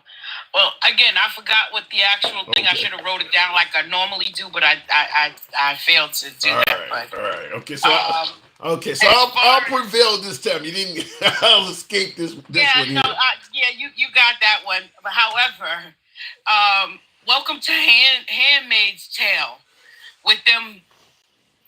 $5,000 to have a baby, but the bill is $6,000. What is $5,000 supposed to do for a woman having a baby? You know, when I lived in Australia, I left there in 2009. Now, I moved over there in like 2004, 2005, and people were telling me, because I met a few African Americans over there, not very many, but apparently back in the 70s, Australia still had what they refer to as a Keep Australia White law. So it was very difficult for people of color to come over there. Well, anyway, when I left Australia in 2009, they were doing this. They were literally offering $5,000 to mothers to have children. They were doing this exact same policy when I left there. So, go ahead. The amazing part about that is you want people to have babies. You want to cut Medicaid and Medicare, which a lot of people depend on that in this country to have children. Who's supposed to cover these bills? You don't want to give SNAP benefits and things like that that a lot of these mothers depend on to feed their children. Who's supposed to feed these children? So what are you going to do? Have people, like I was saying before, to a guy who don't believe me when it comes to the afterbirth is what people know it, but it's the placenta. It's the placenta they want. You don't get it from abortions. You got to have to go to full term and deliver a baby to have the placenta. What do they want the placenta? Nutrients. What do you mean by they it's want? It's a lot of nutrients and vitamins and different things that help them out. That's what they want. They don't want the babies. So what are they going to do with the placenta? They create like medicine and stuff. Some women you can apply to have your placenta back after you have your baby. You use it for all the health benefits in the vitamins and all of that stuff that's in the placenta. Yeah, that's a real thing, Tim. I've never heard of that. That's it. They don't want the babies. It ain't the babies that they want. You see now, all these foster cares and all that stuff is full of children that have nobody to help take care of them. Go to those orphanages and get those kids if they want the population to continue. Like people having babies for what? Make this shit make sense. Well, he's saying he wants to raise the birth rate. Now, I've had folks like, I think both Denkel and Mike indicated that there may be some racial overtones to this. But as Creed is pointing out on YouTube, well, can the black mothers get the $5,000? I'm going to assume the $5,000 applies to everybody, but people are saying this sounds racist or has racial overtones. It very much is racist. And I know you've seen plenty of conversations with the white nationalists, saying how the population is decreasing and the white people are losing their power. We're becoming the minority and different things like that. But here's the problem for them. So you're seeing this from a standpoint of replacement theory. Oh yeah, they feel that they're being replaced, and this is why the DEI and all of that stuff was taken away, because they feel like they've been being treated unfairly. Excuse me. So when Jasmine Crockett called their asses out on this, it's like DEI. Point this out to us that the white man is suffering more than anybody in this country. Yeah, I don't point it out. Show us where they're choosing a black person over a white male in this country. Yeah, it's not happening. And I see in the comments, Will says, of course they don't see it. They think that it's normal or a necessary evil. So yeah, I mean, because still in this country, even though we've had Obama and we got some of the most largest cities in this country have black mayors. I mean, the country still is predominantly controlled by white males. I mean, there's no denying it. And it will forever be. That's the only reason why Trump won, is because he ran against a black woman. You think they would see first of all, they think we're all ghetto. Well, he beat Hillary Clinton. He beat Hillary. They don't think that we're educated or smart enough to run those positions. You see how they tried to tear Kamala down. They didn't even acknowledge all of her credentials. Wait a minute, Mr. Mobetta, he beat Hillary Clinton. She's not a black woman. She's a woman. Okay, so being a woman is part of the equation as well. So racism and misogyny is how he won. It's not because people don't really love him. They don't really love him. They just love what they love what he's against. They hate what he's against. You know what I'm saying? So what he don't like, they don't like. So we're gonna go. I vehemently disagree with you. I think MAGA loves the hell out of Trump. I mean, you can't be suggesting that these folks are in the cult, but they don't like their leader. That doesn't make any sense. I think they love the hell out of him. Well, maybe they don't know any better. I don't really know. Maybe they don't know any better because that's insulting. And for MAGA react, Kamala did not tear herself down. She did not tear herself down. It's just that it was a total disregard because she didn't lose by much when it came to Trump. What was like 1.9% or something she lost by? It's not like it wasn't the landslide that he was lying about as he always does. That's all he do is lie, and they buy into his bullshit. Well, I got a viewer, Papa Onaya Shelley on YouTube says, how educated are you if you still think Kamala Harris is black? Because she is black. You're denying that. We're not. Yeah. We know she's black. You're the one who's denying that she's black. It's not my fault that you can't accept that. I get folks. It's not our problem. I've had folks suggest that quite often that Kamala Harris is not black, and I'm like, they said Obama wasn't born here. He's born in Kenya or somewhere. His birth certificate was fake. They don't because he smoked cigarettes. Oh, he wore a tan suit. He didn't put on a button. Michelle was a man. Like it's the. I'm laughing because I've heard all of that stuff. I've heard everything. The brain function that they have is just so uncanny. Like, who raised these people? I'm laughing because I've heard everything you just said, from being a man to him being born in Kenya, not wearing a flag lapel, a tan suit, being on stage without a flag behind him. With all kinds of shit. And what MAGA is not doing now, they're not pointing out the numbers. You don't hear no MAGA people point out the numbers of how with inflation, with everything going up, they don't talk about none of that stuff. When you start pointing out numbers and statistics to them, they come up with the whataboutisms. But I'm going to ask that. That's one of the questions I asked in regards to the program. Consider that they're claiming that the Dow is now resembling its worst performance since the Great Depression under Trump. Why is it that his poll numbers, compared to someone like, say, Biden, where the price of eggs or gas went up a few bucks, why is Trump, whose Dow performance is considerably worse than Biden's, why is his poll numbers remaining stronger than Biden's when the economy is doing so much worse under Trump? Because they slow as fuck. And there's really no other way to put that. Because other than that, to say anything other than that, you'd be sugarcoating. They slow as fuck. Because the men lie, women lie, and those numbers don't. Well, they do tend to think some of the numbers are inaccurate, though. I've had folks suggest that the sources that you get the information from is just out to get Trump or whatever. Of course, anybody, that's what makes them so cultish. Because you can have professionals, people that has been practicing numbers and all of that stuff, economists that's been for years, and they'll say, oh, well, that's fake news. Or they don't know what they're talking about. Or they just have Trump derangement syndrome and stuff. That's how you know they're in a cult. Because they never call him out on anything. But then I'm asking you the same thing I asked my last caller.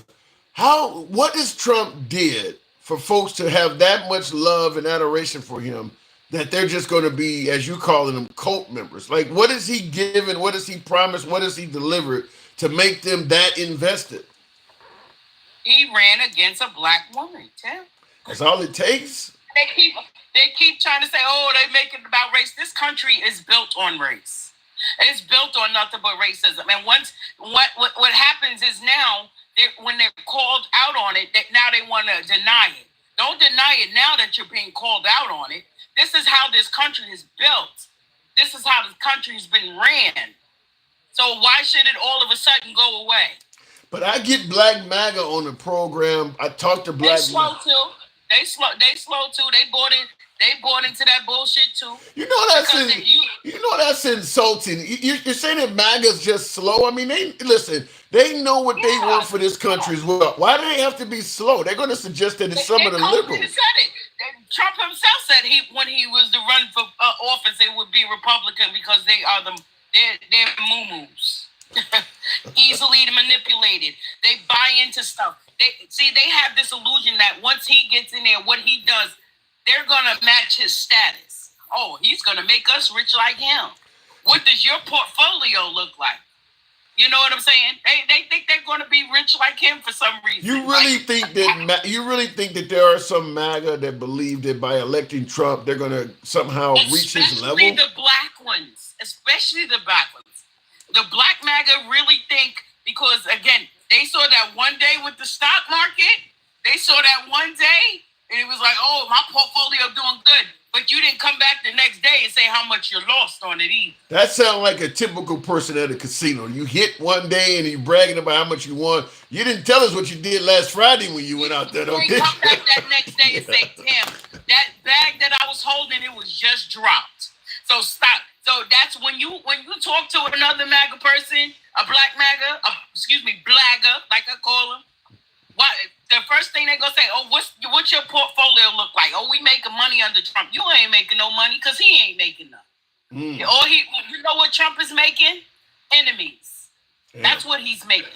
But he's making enemies and having us pay for them. But in closing, before I'm moving on from you, this is just speculation. I'm hearing folks say no matter what is happening with the economy under Trump, it's still just literally universe is better than what would have happened if we had gave it to Kamala Harris to run. Folks still believe no matter how bad the economy is, if you had to put Kamala Harris in charge, it would have been significantly worse. Well, again, the devil is having a field day down here, Tim. Damn. Right now, to really support Trump like that, you really have no moral. Low humility and a very low IQ. I'm sorry. That's just how I see it. You don't care. Like I said, that you want to be Christian one time and then support him in the next breath. Those two things don't go in the same sentence. First of all, when he took office, he didn't even put his hand on the Bible. Did you hear any of those Christian nationalists talk about that? He did do it the first term. No, he did not do it the second term. I don't know why. And he's 10 times as bad as he was his first run. So now I blame the Supreme Court again because y'all put it so where he can go unhinged with no guardrails, and Congress, they're so weak that they're not calling him out on nothing. 3.5 years. 3.5 years. Will it get better? I mean, we got 3.5 more years of them. I don't see it getting any better anytime soon. There's going to be a lot of people in the poorhouse, and I wish MAGA would stop saying they're patriots because they're not. There's nothing that he's doing that says that it's patriotism. At all. He's attacking his own people, and that's what those wildebeest do. They'll eat their own. Damn. And that's what's happening. You compared it to a wildebeest? Damn, girl. He's a wildebeest. Nobody likes him. People hate that. Well, he's more like a Tasmanian devil. Nobody likes to see him coming. He is the most popular president in the Republican side in our entire. He's surpassed. He gives people stuff to talk about. He like you said, it ain't boring politics. No. So when you hear people like me get up here and talk, ain't no talking nice. It's not talking nice about him. I'm sorry. Yeah. He doesn't give me nice things to say about him. He is officially surpassed Ronald Reagan as the most Republican politician, probably ever. So. Well, again. Well, you also dealing with people with all kind of money too. They, we deal a lot of people, especially this country. We're big on glorifying somebody else's status financially, and that's what's keeping him afloat. That's why people was, oh, look at Elon, he's a billionaire. Oh, they got billions, but you don't. So shut up, and you're going to be paying just more taxes than they are. Well, hopefully we don't get too deep into it, but Miss Mobetta, as always, thank you for coming through. Indeed. Grim picture. She, and I'm hearing this from caller after caller. I got to get more MAGA on the program because, man, you guys these liberals are about to make me cry. Because if it's gonna be that bad, damn. I mean, I'm just trying to think. I mean, everything you buy is going to go up. The interest rate on everything you purchase. The likelihood you can afford a home. Hell, by the time it's done, you may not be able to afford an apartment. The whole tiny house living may take over. I mean, it's a grim picture that my liberals are painting. I kind of want to talk to somebody on the other side of the aisle just to lighten things up a bit. Because, man, this is sounding dark. It's gonna get so much worse, says Michael Schmeltz. By the way, folks, before I go to the next caller, tap the screen on TikTok. Show your boy a little bit of love. Tap the screen. Give a minute of tap and give me up to 50,000 on the likes. It helps out the algorithm brings in more MAGA. You know how the program is ran. We are indeed MAGA friendly, been that way since day one. We don't block, ban, or censor. I gotta get me another one of these.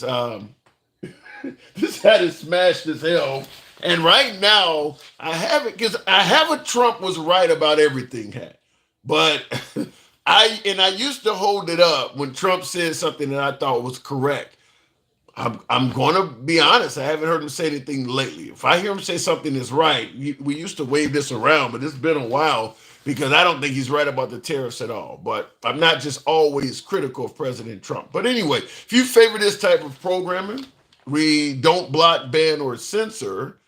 We believe in everyone being able to speak regardless of your political affiliation. You can be critical of anybody on the program, including yours truly, by the way. We go left of Bernie Sanders to I'm having dinner with Q. So if you kind of enjoy that type of open dialogue in a civilized fashion, I'd ask that you follow the program if you're watching on TikTok. We're currently on Instagram where Sherbert said that's a stupid hat.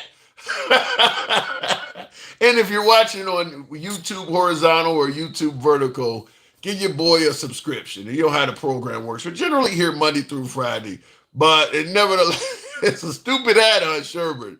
What's so stupid about the hat? I'm real curious. Looking in the comments, it's got to get worse before it gets better. It takes time for you to see how policies changes. Okay, hang on one second, Sherbert. Robert Maples on YouTube says it's got to get worse before it gets better. It takes time for you to see how policy changes make it better. Here's the problem. Trump only has 3.5 years in office. Because we don't know for certain if the guy that follows Trump is going to continue down this same path. So he needs to make it get better before his ass leaves office. And even if it does get better in the long run, how much money has people lost? People are losing money every fucking minute. So even if it starts to get better, are they going to recoup all that money? Sherbert, good evening. Howdy, Tim. I heard a man doesn't like the hat. What's Well, it's just false like 99% of the time. He might stumble into the truth every so often, but that man is almost never right. He's just blustering with bravado more than actual truth. Well, the belief was we did need to secure the border and that Biden wasn't doing a good job at it. I'm fucking done with talking about the border, Tim. 5,000. Hysteria beforehand, and then they didn't really do much except crack down on people. It's so dumb. People have hatred towards migrants, and I don't like bullies, Tim.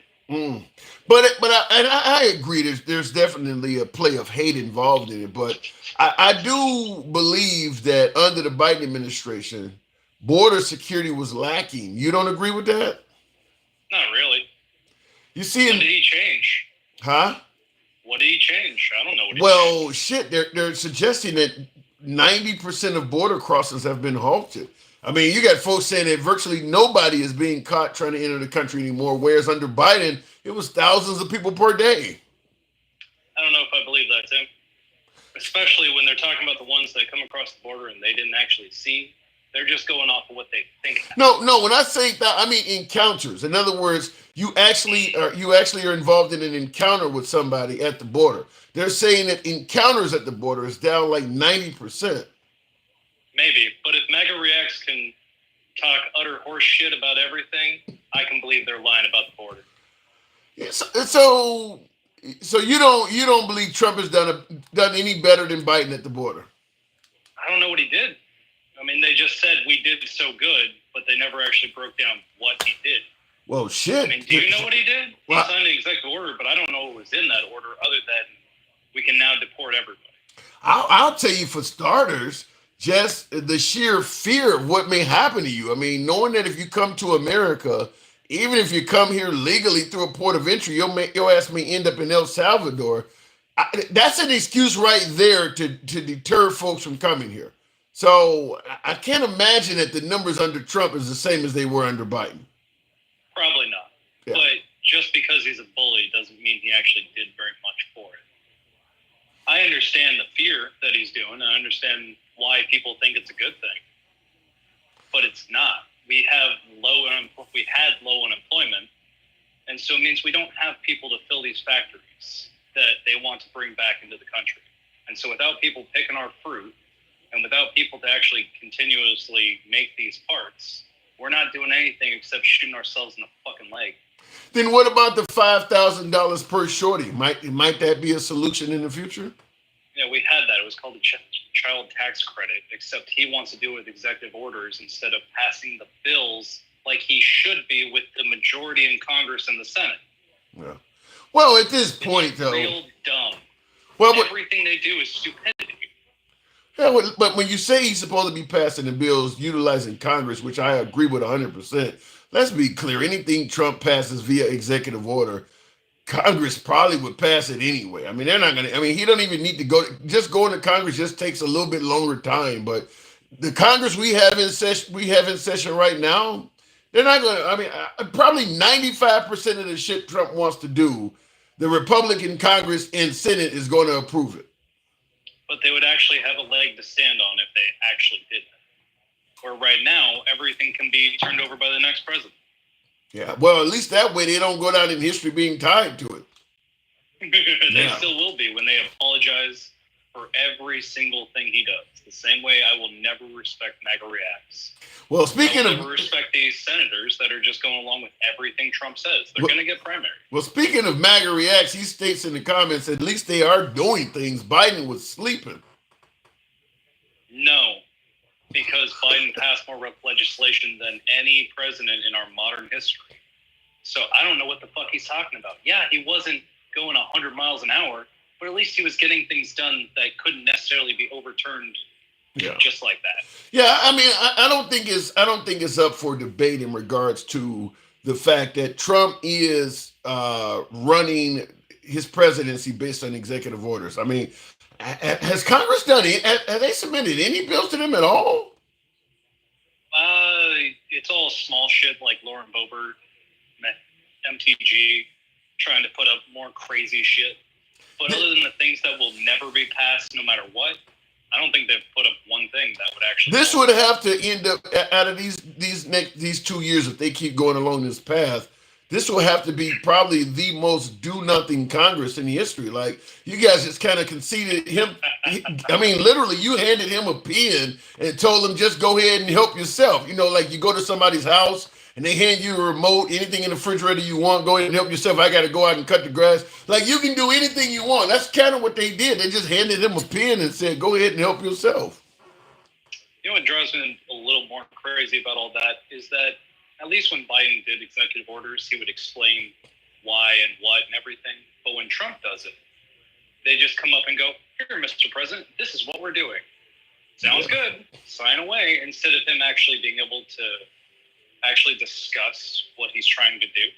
He's just got a vocabulary of 40 words, like somebody else said earlier today. It kind of reminds me of the late Senator Feinstein. Right before she passed away, they were telling her what bill she was signing. She like she was about to fall over and shit. You know, like, you too old to be doing this. And they actually telling her in her ear, this is what you signed, and she just signed it. You're right. When they hand Trump, oftentimes when they hand him these executive orders to sign, they're telling him what it is, and he's just signing it. He's just scratching down on it. I'm a big fan of term limits.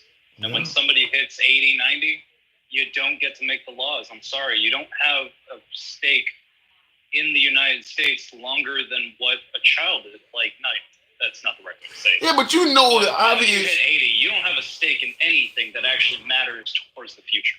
But you know the obvious pushback. If you're going to suggest that once you get 80, you should have limitations on what you can do, the liberals were suggesting that Biden could run another term from the age of 82 to 86. They were fighting to let him get reelected. And I didn't want him to get reelected because he was too old. I was very depressed when it was coming down to Trump and Biden. Well, so that's not really a good argument on my side, just because I didn't want an 80-year-old man in there anyways.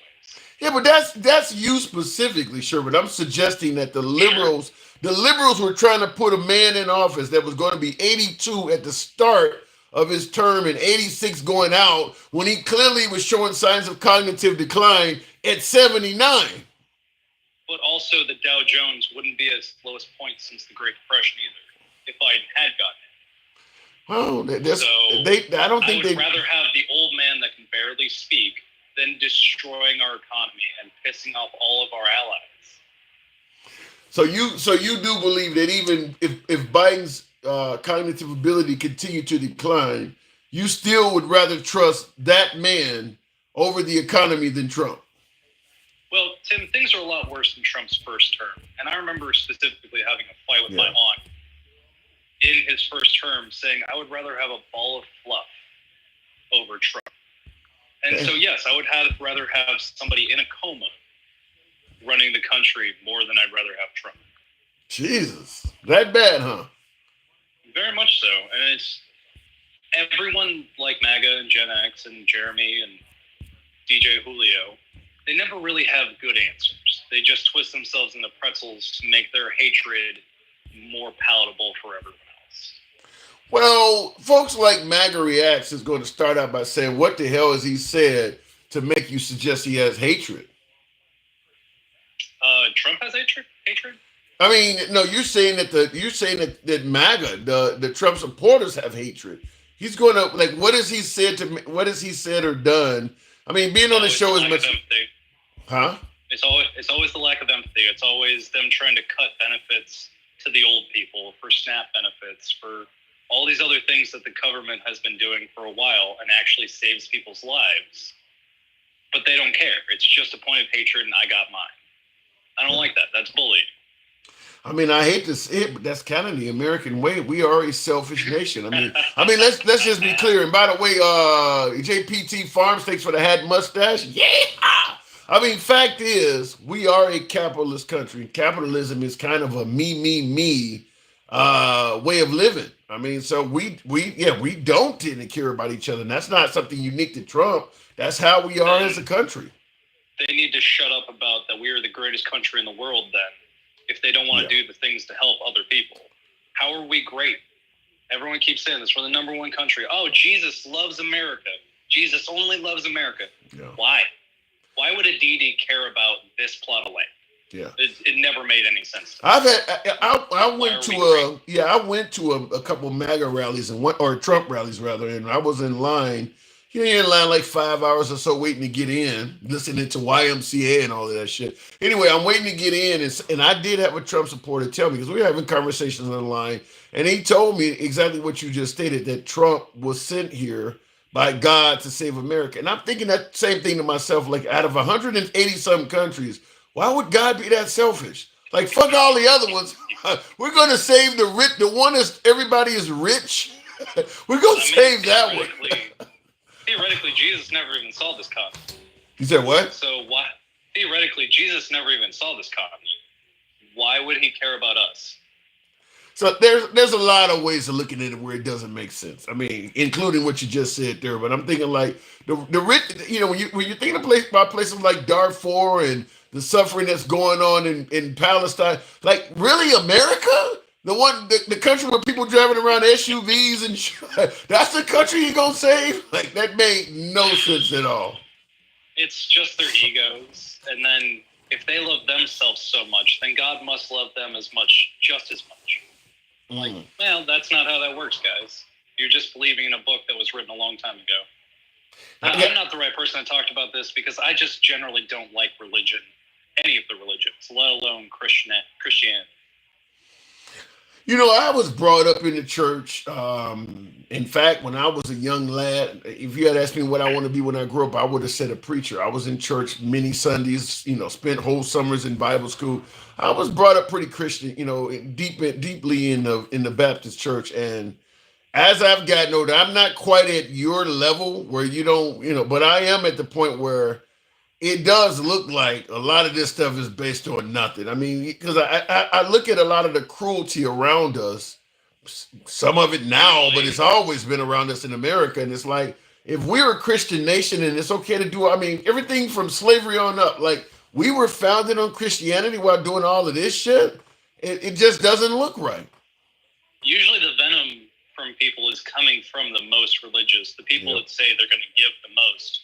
Are usually the ones taking away the SNAP benefits. And I don't understand how God would say that's an okay thing. Yeah. I don't believe in God, but the God that they believe in sure as hell wouldn't believe in that. Yeah, you get to no argument from me because, like I said, I look at it and I'm thinking the same thing. Like if we're a nation based on Christianity, right? Like right now we're talking immigrants, but like I mentioned, slavery or the oppression of women or what happened to the Native Americans, like the Trail of Tears and all of that. Those are Christians doing all that shit. Like if you can be Christian and do all of that and still get to heaven, like I don't even know if I want to go there and hang out with you. It doesn't sound like the place to be. I'd rather go down to hell. At least maybe I know some people down there. So really, and what am I going to see when I want to go to heaven and see Stonewall Jackson and hang out with General Lee and all of them folks? I don't want to hang out with them. If they're in heaven, I don't know if I want to be there.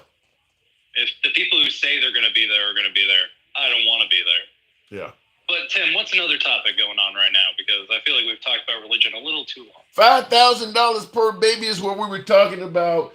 And obviously, the question I asked you earlier, which is why is even though the economy seems to be doing badly under Trump, why is his poll numbers remaining strong compared to Biden, who folks made it sound like the whole country is going to fall apart under the Biden economy? But under Trump, they suddenly have hope. As somebody in the comments stated, you got to let things get a little rough before they would have never entertained that under Biden. Well, it's all their attention span and the whole TikTok world right now. Because Trump is out there literally every day making headline news every 3 days, we never stop thinking about him. So the people that are not going to choose to actually think are just going to go, well, he's out there and he says he's doing great, so he must be doing great. And if you can convince the low IQ people to then just keep, rally cry, well, they're going to keep, showing up for those rallies. I never stopped talking for the last fucking 8 years, 12 years now. Can you blame him? No, it's working pretty effectively. I got to give it up to the guy. The guy knows how to rally his base. I mean, I haven't seen any liberal. Even Obama did not have the love for him that Trump has from his base. Even Obama supporters were not as strong for Obama as Trump supporters are for him. Fair, but I've never wanted to punch a group of people more than I do with all the Trump lovers, or as I like to say, the Trump sexuals. Why would you want to? I mean, listen, they are voting for Trump because they believe he has the best vision for America. Why would you want to hurt them for that? Well, same reason I want to punch MAGA reacts. You know he's listening, right? I'll never meet that guy. And if I did, I wouldn't go straight out swinging. But when he starts talking his mad bullshit, I might have to. Oh, my God. The man just sees Trump as a better candidate. I got to move on. Oh, political violence, man. No, that's not political violence. That's just violence. Okay, and he's in the comments. Suggesting he's ready to go with you. Sherbert. South Texas, my friend. South Texas. Oh, my God. Appreciate you coming through. You too. All right, moving on with the program, and that was Sherbert. Like I said, folks, we do also appear on Instagram. That's where that caller was coming from. So if you have TikTok or Instagram, for my YouTube viewers that want to know how can I get on and actually talk, if you have the TikTok app or Instagram, we are on the same name, the Handsome Liberal across all platforms. But currently we're live on TikTok and Instagram right now as well. Clapper's another one. I do want to go into this real quick before we get to the next caller and start covering the topic again. It is appearing as if TikTok may go down again. I'm seeing that the Chinese are now like, fuck it, because the relationship between China and Trump has gotten so bad. I think that China may be doing things deliberately to troll Trump, hoping to maybe cause more dissension in America. Now, keep in mind, they know what's going on in this country. Not to mention, we're talking on one of their social media platforms. So they know what's going on. So it would not surprise me, just like America used to do. America used to get involved in the politics of other countries. I don't hit the damn cord and took out my monitor, but America's always been known to get involved in politics of other countries to try to cause division in their countries. That's one reason why the Russians were after Hillary Clinton, because the Clintons got involved in Russian elections, trying to cause dissension and division within the country. China probably is trying to do that right now. And they know probably at least 30 to 40% of this country are really anti-Trump right now. Just like about 30% of the country is really pro-Trump. About 30% of the voters in this country really, really do not like Trump. So if you can, let's say, get rid of TikTok, guess who's going to get blamed for that? Likely Trump. So I do believe right now the Chinese are trying to do things in this country to troll President Trump, to get the masses in this country, American voters, pissed off at the president for what he's doing with the tariff wars and things like that, targeting red states even. So it does appear as if TikTok may be going down in the near future. I heard in a few days even. I've heard folks saying this. So let me just say this real quick, because remember when TikTok went down, it was only brought up just like when Trump suspended the tariffs for 90 days. The same thing involved TikTok. It was put back on, but it was for a temporary period of time. Well, since TikTok was restored, Trump's relationship with China has gotten significantly worse. There's no reason to believe that they're going to come up with a deal this time. Certainly with the Chinese even using AI, artificial intelligence, to put all sorts of ads on TikTok featuring Trump and his family doing everything from picking cotton to working in sweatshops. You know, Trump don't like that shit at all. So it would not surprise me if TikTok goes down. The reason I'm telling you this, folks, is simple. If TikTok goes down, we're going to still continue doing this. We are currently live on Instagram and YouTube, but we also occasionally run live on Clapper as well. All of these are across the same platform, The Handsome Liberal. So you can come up live and have engaging conversations just like we're doing now with TikTok, just like we just did with my last caller on Instagram. You can also do that on Clapper. So if for some reason TikTok goes down and you find yourself wondering if this show is still on, check Clapper and check Instagram. And of course, for you folks on YouTube, nothing's going to change for you on YouTube. We'll continue being on YouTube, horizontal and vertical, the same way we are now. But Clapper and Instagram will replace TikTok if we lose TikTok. Anyway, looking in the comments, I like Clapper says MAGA reacts. It's cleaner. It's a cleaner TikTok clone. Really? I didn't know that. I don't get any support through Clapper though, so I need to figure out how to get that working. Kim is the goodest girl MAGA soldier. Huh? Don't know what you mean by that. You just think more because MAGA types are majority online. Now, I got a hell of a lot of liberals on here as well. I don't know about that. Timothy, I can't even keep an account on TikTok for a week. What the hell are you saying on there, Tanya Neal?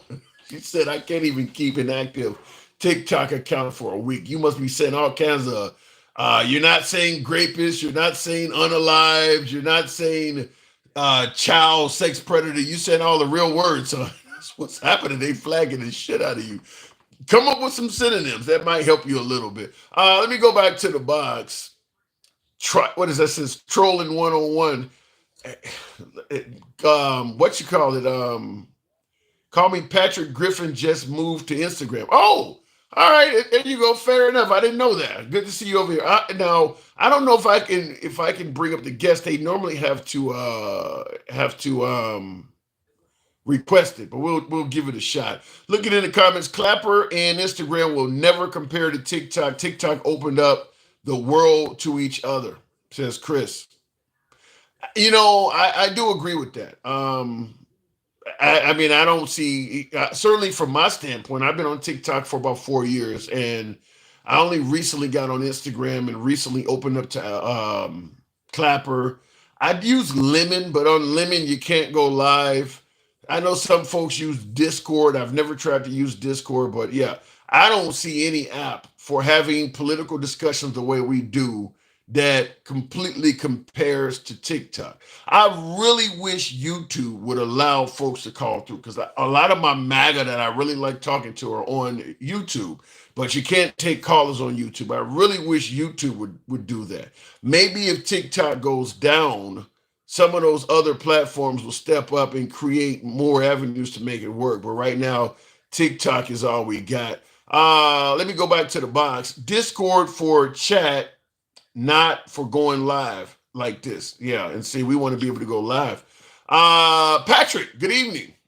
Hey, man. Hey, how's it going? Appreciate you coming. Thank you for the support. Now, where are you at? I'm in Belfast, in Ireland. Belfast. Okay, so you're in Ireland. So, Yeah. how are you guys viewing the ongoing changes in American politics? I lived in America for about 5 years. What part? In Seattle, actually. Okay. So you were in a liberal area. You were all the way over the West Coast. That's considered a liberal area. What did you think of Seattle? I like Seattle. It was fine. I lived in London, lived in Dubai, lived in Paris beforehand, so I've been around a bit. Okay. But honestly, I can't understand the actual dishonesty that goes on in the politics at the moment in the US. Give me some examples of what you mean. It's like okay, so there's honesty in legitimizing any action, right, that actually occurs at any point in time. So you have a president that is essentially, and I know people will disagree with me in this one, right, but essentially coming out saying things like Zelensky started the war in Russia. I remember the day the war started in Russia. It was my birthday, and I was watching Russian aggression passing over the border in Ukraine, trying to take over the country. So how anyone could legitimize Putin's actions in those situations is beyond me, right? Yeah. And things like saying that, America's been cheated. It's not been cheated. America is the huge consumer of goods, right? Yeah. Now, let me interrupt for a minute. Now, certainly, I agree with you on.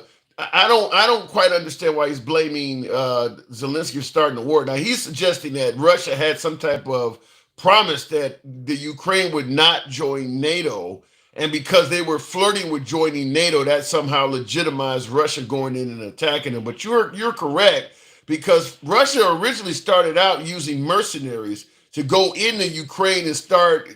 They were running active missions and denying that it was actual Russian soldiers. They were in the Ukraine engaging in acts of war with no insignia, no identifying uniforms on, and denying that it was them. But let me ask you this question real quick, Patrick. Now, because you're in Ireland, I got for instance, Gangsta Grandma on TikTok who's watching as well says, why are you even talking about the United States with you not living here?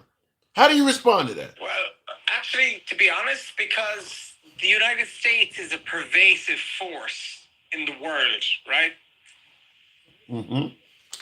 Like every single nation in the world has now been affected by the tariffs, by the actions of Trump, right? Yeah. Europe in itself, the United Kingdom, same as, right, has now had to reform its alliances because of the disassociation that the United States Secretary of Defense came to Munich and said, we're gone, see you later, guys, Ukraine is your job, right? I know they're looking for this peace deal, but it doesn't seem like a peace deal. It seems like, how do I get Putin to stop? As in, like, what has actually occurred to suggest that Putin has given any concession whatsoever at this point in time in preventing a continued conflict in the Ukraine? Zero. Yeah. Right? Brexit came out simply. I don't think it's logical for the Ukraine to try and reclaim any of its lost territory. So that's no concession whatsoever. They have Crimea, they have everything. So it's just like, stop where you are, or else, So what are you saying? You're saying that Ukraine should just what Russia has taken from them, they should just basically cede that to them? That's what was said. That's exactly what was. You mean that's what Trump is saying? That's what Hegseth said in Munich. Yeah. Wow. And then you have the likes of Vance coming over and saying that, and I think this is very ironic, right? In the sense that the enemy is within the EU, right? for saying that, people are objecting to abortions, and he came up with very extreme circumstances which were very isolated and very ill-informed, right, in the UK. And yet you have the counter situation where you have a president, right, giving executive orders banning universities from having free speech. You have a state of your man, what's his name, Krebs, right? He's got an executive order for somebody who gave evidence against him about the legitimacy of the 2020 election. Yeah. Like, that's not free speech. I gotta say real quick, in America, and I'm just even myself, so I'm not just putting the blame on other Americans when I say this, but I'm being candid even myself. We are somewhat ignorant in regards to the politics of what the ongoings are in other nations. You're very aware of. You're talking about Hegseth and the Secretary of Defense. We don't know. We barely even know who runs your country. You guys are incredibly aware of what's going on now. I was going to defend you before. Now you stated perfectly why someone like yourself in Ireland would be concerned with U.S. politics, even though in my comments people are like, well, you have zero dog in the hunt. Fact is, what we're doing affects your country, and you're rightfully pointing that out. Whether it's disbanding NATO, whether it is fluffing for Russia, getting rid of treaties and alliances, we're affecting your continent. So what you said makes perfect sense. But go ahead.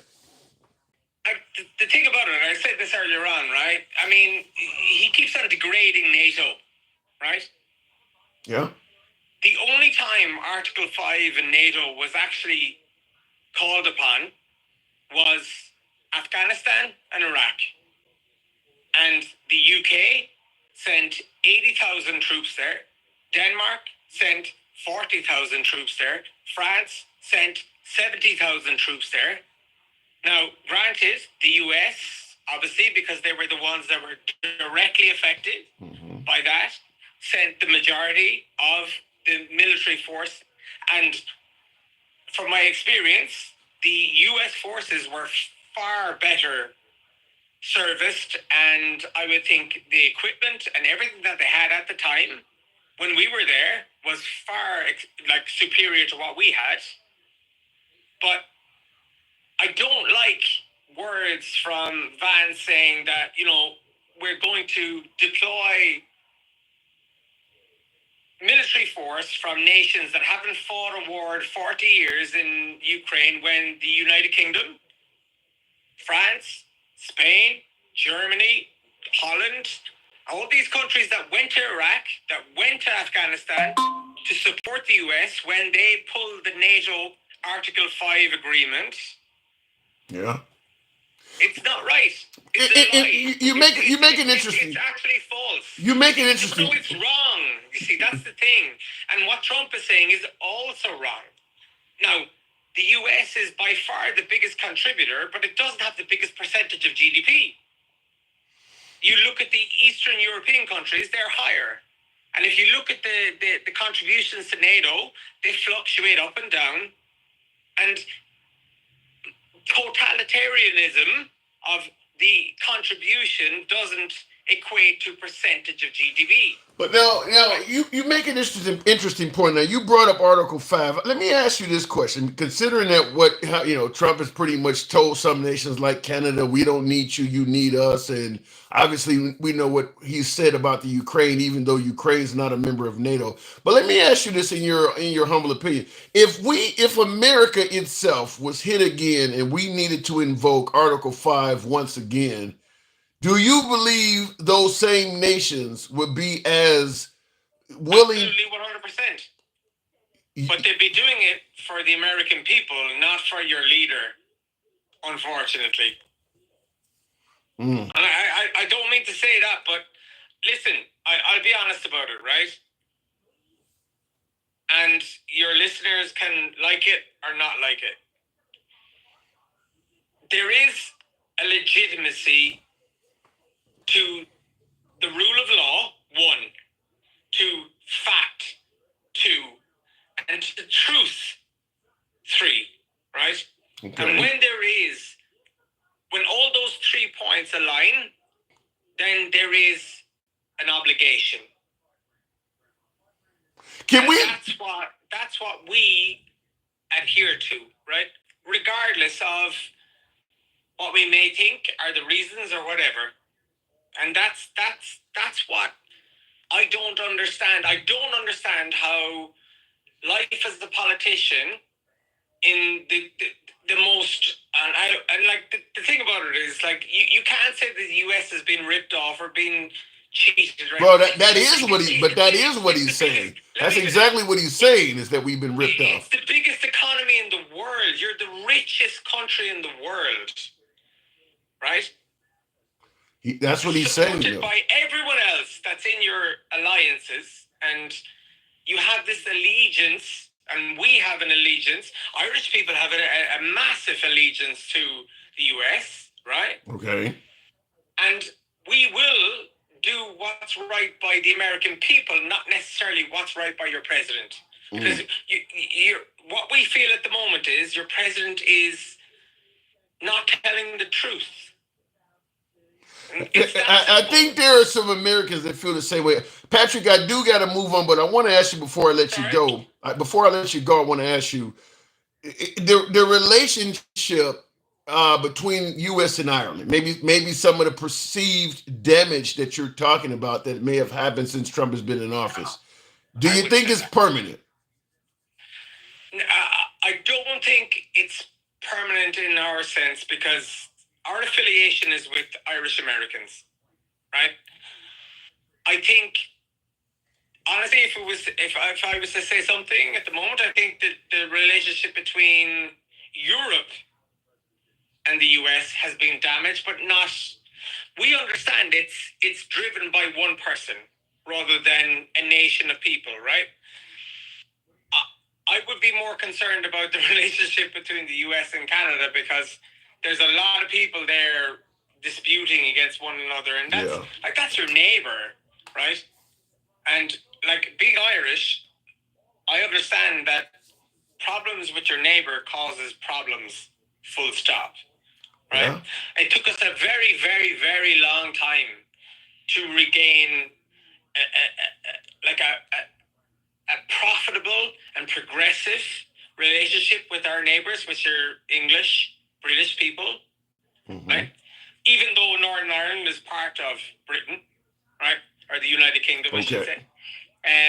But I would be more worried about the destablement of that relationship, considering the importance. Well, that's something we were, at least I was concerned with. Is this something that we can have? Because I think the next guy's going to have to do a little bit of apologizing. But knowing that someone like yourself in Ireland does not think it's permanent, it provides a little bit of like.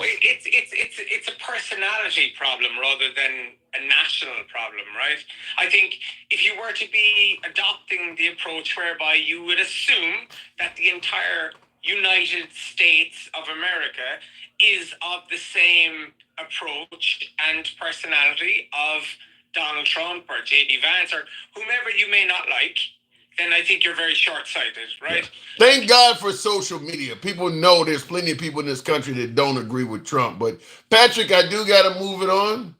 Thank you. Nice to meet you, man. Hey, first time talking. By the way, thanks for the support. Come on back anytime. My door's open to you. It's very interesting, and there's a guy on there. Talk to him later. You're all right, man. What time is it over there?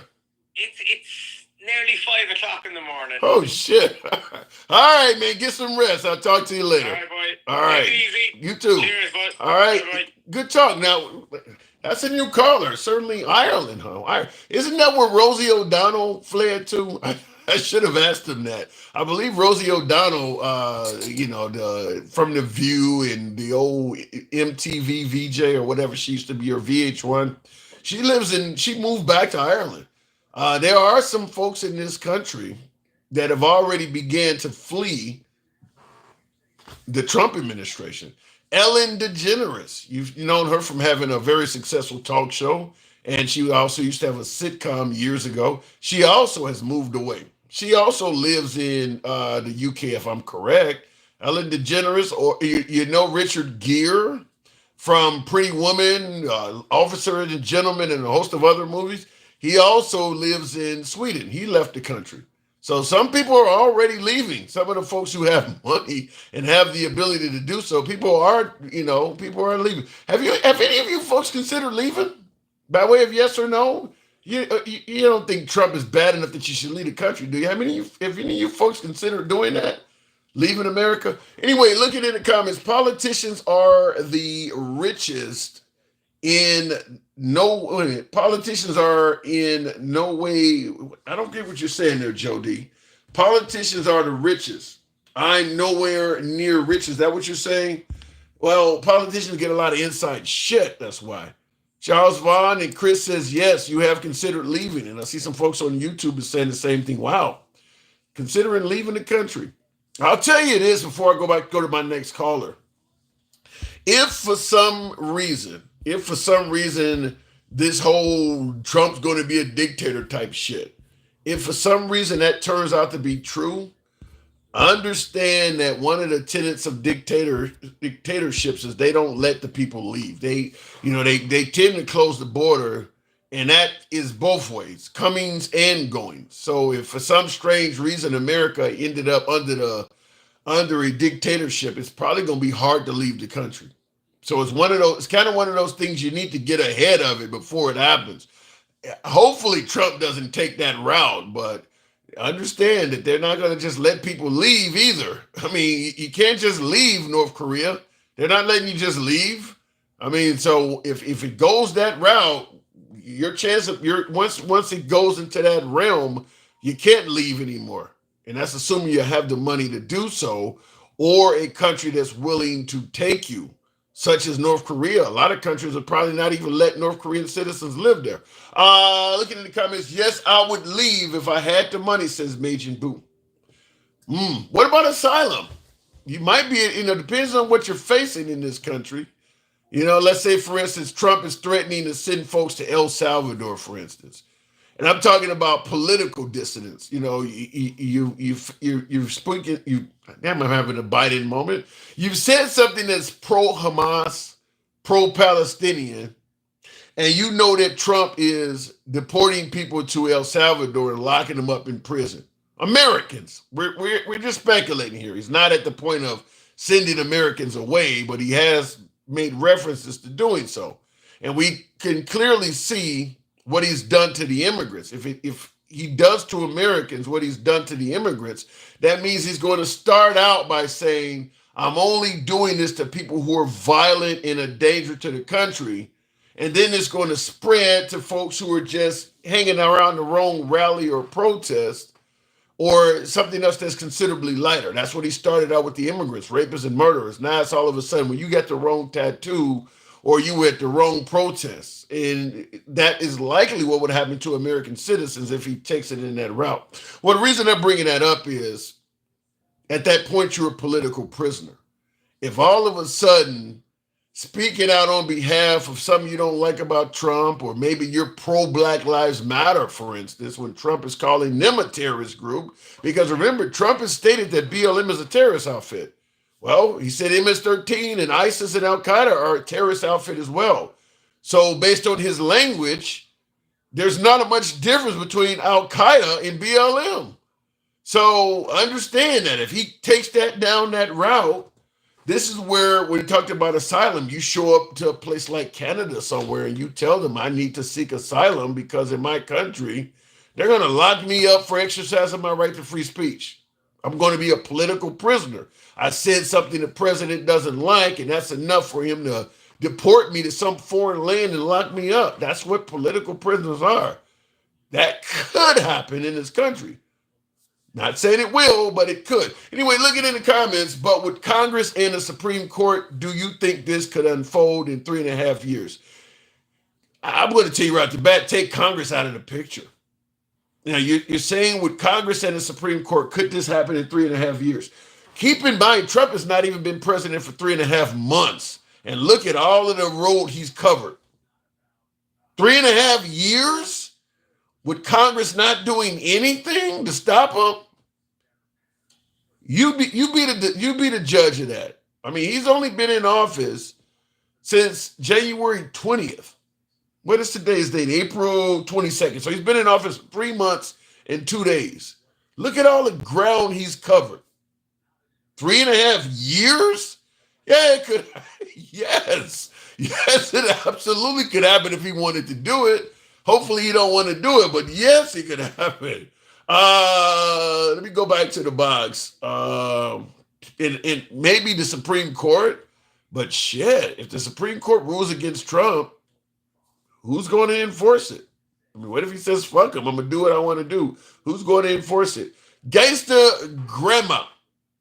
Good evening, Gangsta. I am so sick of your fucking ass. You are a fluffing, and you make me wait 2 to 3 hours, and I pay for this shit. You got me fucked up. And quit talking shit about Biden when you're going to need Viagra in a couple of fucking years. Whoa, what the hell? Why am I going to Yeah, let's go there. Yeah, I'm having a Biden moment. You're going to have a fucking Viagra moment in like a year or so. So I advise you to quit talking shit. Well, listen, I was just having a little bit of a stuttering issue. I choked up my Let's word. say Biden, because there's a lot of people that do have stuttering. That's very fucked up. And you're gonna have Viagra moments when you can't get your ding-a-lingy up. You know, people that talk shit about your little ding-a-lingy. I would blast you to hell and back. I promise you I would. Okay, well let's for God's sake, let's hope that doesn't happen. Oh, no, okay, look, and you didn't quit fluffing. And you know what another damn thing is? You have those fucking maggots on and give you brain rot. And you don't even fight them back. You know, half the motherfuckers, I want tariffs. No, they don't. They don't even know the definition of a fucking tariff is. They know what a tariff is. I mean, So with their broke asses, are they going to? Are they going to pay $3,000 for a fucking iPhone? Fuck no. Well, they don't believe that the tariffs are going to lead to the price of goods and services raising. What they don't believe is not reality, Pookie. I'm just It's not the reality. You need to fight them back on that and quit being a fucking little shithead to them. Oh, baby, is that right? Well, I kind of agree. And quit giving that fucking clown fucking credit when the fucking border is doing the same damn thing. I can't stand you some of the time. I don't know how your wife could lay next to you. So I've been trying to choke the fuck out your ass. I really would. I really would. I see somebody get birds floating over my head. Alter ego, oh my God. Okay, you're trying to tell me that it's wrong to give Trump credit for something if he deserves it? He hasn't done nothing. The border. Cookie, what the fuck? The border. He got played by Mexico. The woman president played him like a violin. You know who got the 10,000 troops was Biden. You motherfuckers don't look shit up. No. I'm going to tell you flat out. There's no way in hell I think that Biden was better at securing the border than Trump. Okay, all right, you fucking fleefy, you fucking coon ass. Let me tell you. Wow. Okay? No, Wow. I'm so sick of your black ass over here trying to do shit, and you ain't doing shit about nothing. We tell you, Biden got more deportations than that racist fuck. Why are you calling him racist now? Oh my fucking God! Are you fucking? Oh my God! I cannot. I can't. I gotta smoke a blunt with you. I really do. Because I can't. Because I cannot fuck with you like that. Because you know why? Because you over here being a fucking. Yep, I gotta calm my nerves. What am I doing wrong? Okay, let's talk about the subject. Then $5,000 per shorty. What do you think? You really think that? You really think that? Oh, that's so funny. I mean, that's funny as shit. Because you know why? Guess what? Kamala Harris, the beloved black fucking woman that we should have had. You know what she did? What? $6,000 every damn year for your kids to help. $6,000 every year? Yeah, every fucking on your tax rebate. Well, what the fuck is this kind of? I'll give you $5,000 to birth a white kid. Hell, fucking no. Who the fuck wants over who? They're peeping up our damn schools. The damn white tea people is making their fucking kids crazy. Fuck that. Well, first of all,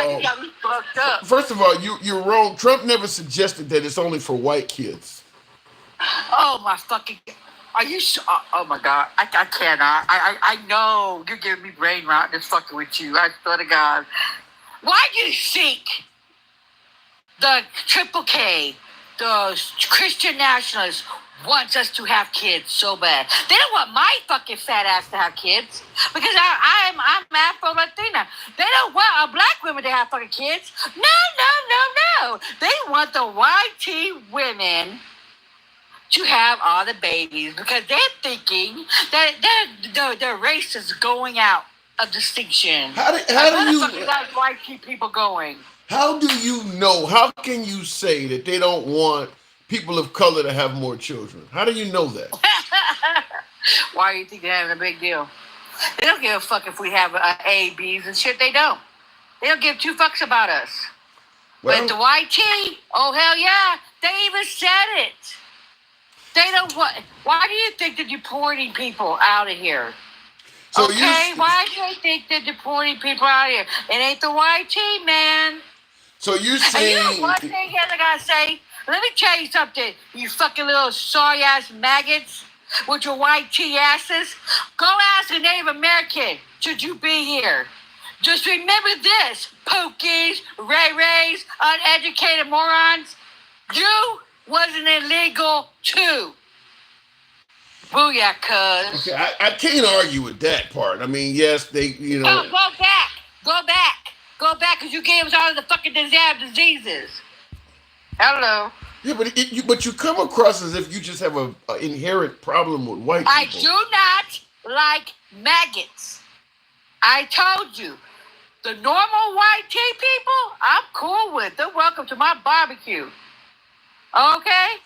But not the uneducated morons, the maggots, the racist ones. No, I cannot stand. What is? Oh, come here legally? Did you tell your mama to come here legally? Did you remember that? Did you tell your mama that you guys come here legally? Fuck no. You guys are begging and every damn thing else, bringing syphilis, gonorrhea, and every damn thing else to this damn country, and gave it to our black men. Yeah, you don't remember that? Yeah, I do. Give it the C word to the hoods. Oh yeah, I remember that too. Yeah, you guys don't remember? Yeah. Mm-hmm. Keep on going. Well, yeah, I mean, you said you don't have a problem with, as you put it, normal white people. Just what are you saying? That MAGA's not normal? No, they're the cult. Every one of them. If you walk like a duck, you talk like a duck, you're a fucking duck. I think you're being a bit harsh. Some folks want. No. Let me tell you something about being harsh, okay? Okay. See, I'm not the type of person that you would say fuck me once and I want to still smile on your fucking face. Hell fucking to the no. I seen their damn colors, okay? I seen their colors. I see what they're doing to us. Fuck that. I'll never trust them. They'll never be in my fucking house. They'll never touch me. No. I don't trust their asses. They'll put us on a fucking tree before they put their people on a tree. Jesus. You got me fucked up. Cedric Haney in the comments says, people like you are part of the problem in this country. No, the maggots are the fucking problem in this damn country. They're taking everything from black and brown people. You have noticed they took GEI. Planes are falling from the fucking sky now. They're taking black history out of our fucking books. They're trying to delete black people off of this country, out of this country. They are. They're trying so hard. Wait a minute. Hold on. You believe that Trump and MAGA are trying to remove black people from the country? How? Did you just hear what Trump said? Did you just hear what Trump said today? He's trying to find a legal way to get prisoners, United States prisoners, out of this country. But he the legal way. He didn't say just black ones, though. What the fuck is in our goddamn? Oh my fucking God! I swear to God, I will come through this goddamn phone like a ghost dad and choke you the fuck out. What is the most populated in this damn in the prison system? It's a lot of people of color. White people. It's a lot of people of color in the prison system. I get it. No shit, Sherlock. And the people of color is the one who's gonna go ship the fuck out. And he said the legal way. He's gonna try to find the legal way. So what the fuck does that mean? And then you had a moron here. Nobody took Black history out of anything. Yeah, bitch, out of books. Tell people what they can and cannot do in colleges. So it's uneducated fucking dipshit. It sounds like you think that Trump is an inherent danger to people of color. Well, no shit, Sherlock. Did you notice that? You're so far up in MAGA's asses, you don't see that. They would stab you in the back and smile in your fucking face. I don't trust their asses. I don't. You know what? Let me tell you something, okay? I lost friends behind this shit. I told you, get the fuck out of my face. Do not ever come to my... I kicked my boyfriend out. I found out he voted for Trump, and he was a sorry-ass piece of shit black man. You kicked your boyfriend out for voting for Trump? So you know what I did? I put a bonfire, and I lit his shit on fire. And I told him, you kiss my black fucking ass, and you get the fuck out and never come back. And you know what? He never came back. So I told him, I will unalive his ass. I don't fucking play that. Okay, gangster, you're living up to your name, but you're also admitting you're committing crimes. Let's not go down that road. What? Burning up the burning up clothes that I paid for? And I got receipt? Fuck that. I threw the shit, put live and set it on fire. Go to the left.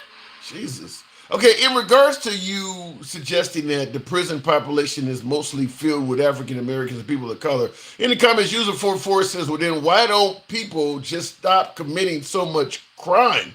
Why don't the white team man mind their fucking business and quit? And when one white team man and a black man goes for the same thing, quit giving a harsher punishment to the black man and slapping the white man with the handshake. Okay? Okay. Oh, you know what? Tell the white people to control their white teen kids and quit peering up our fucking schools.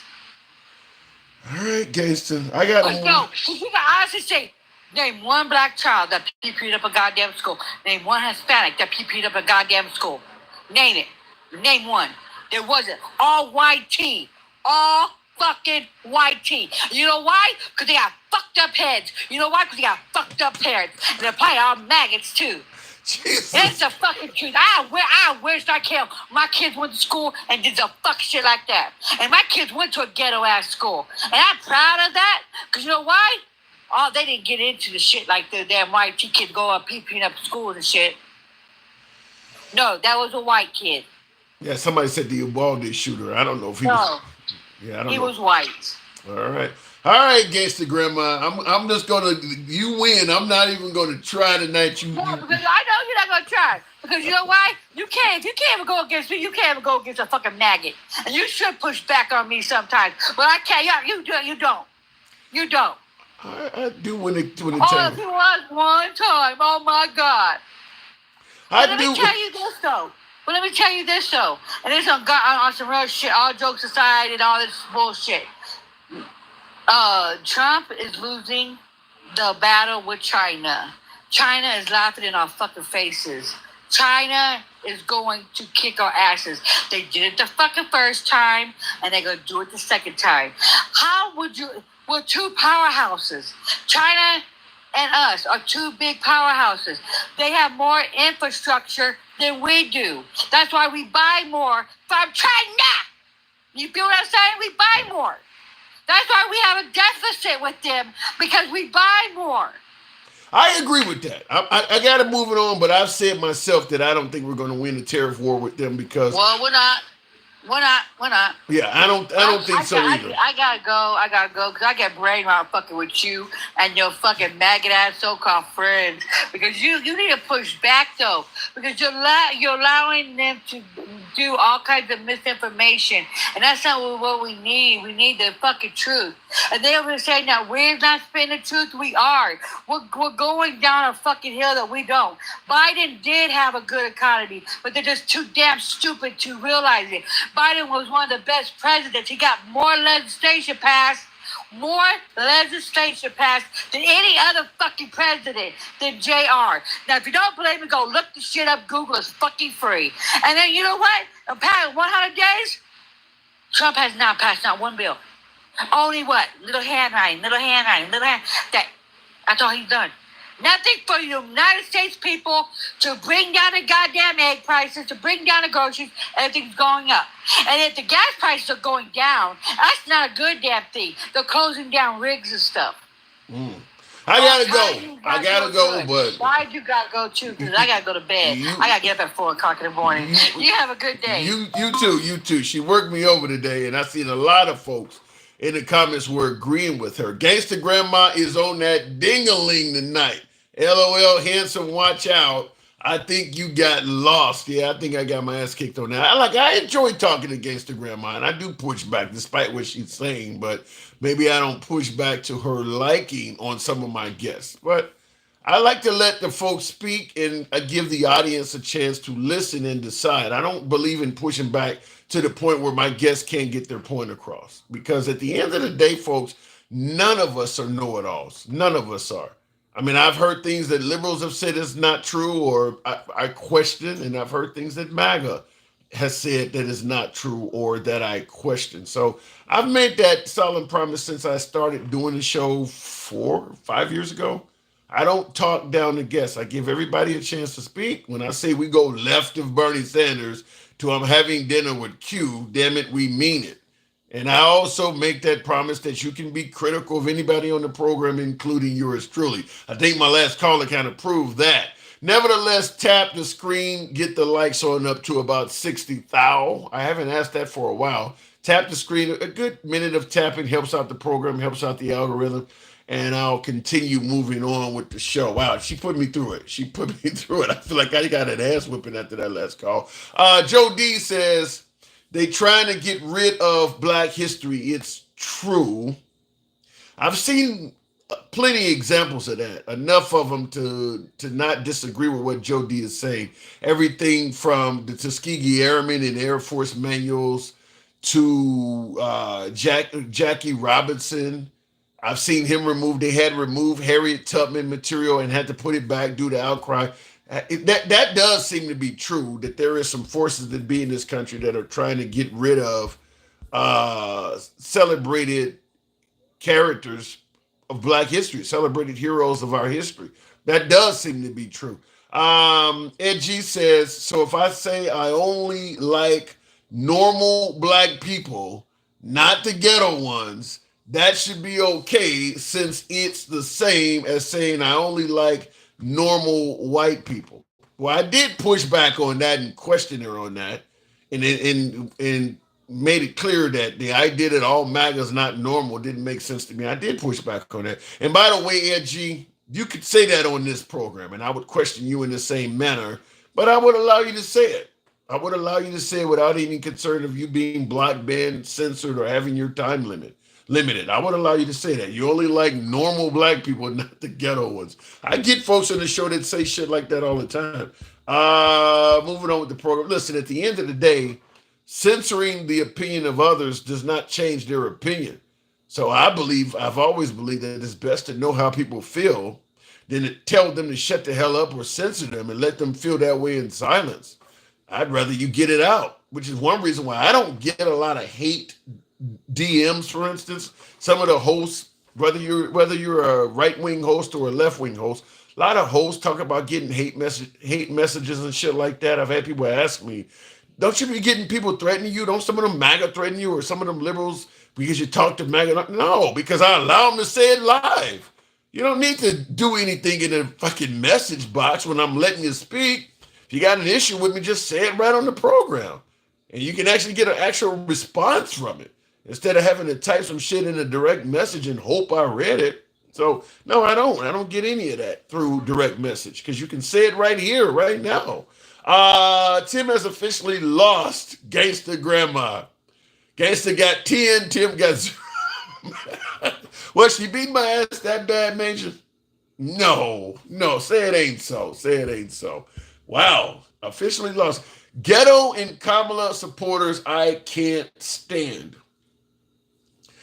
I would like to hear what the definition of ghetto is first of all, because I've been hearing people suggest that what is her name? The African American Congresswoman, bad built, bleach blonde, the one that attacked Crockett, Jasmine Crockett. I'm hearing folks suggest that she's ghetto. And I'm going to ask that question. If Jasmine Crockett, with her law degree and successful career, is ghetto, what's your definition of ghetto? Can you be non-African American and still be ghetto? Because I don't know what the definition of ghetto is. If Jasmine Crockett fits the definition of ghetto, what is it? Because Marjorie Taylor Greene does some pretty raunchy shit while in Congress. Is Marjorie Taylor Greene ghetto? Looking in the comments, which allies are okay? You guys are speaking with each other. We'll go back to the box. You in here still getting cooked tonight, says King Finn. They use an AI against DEI.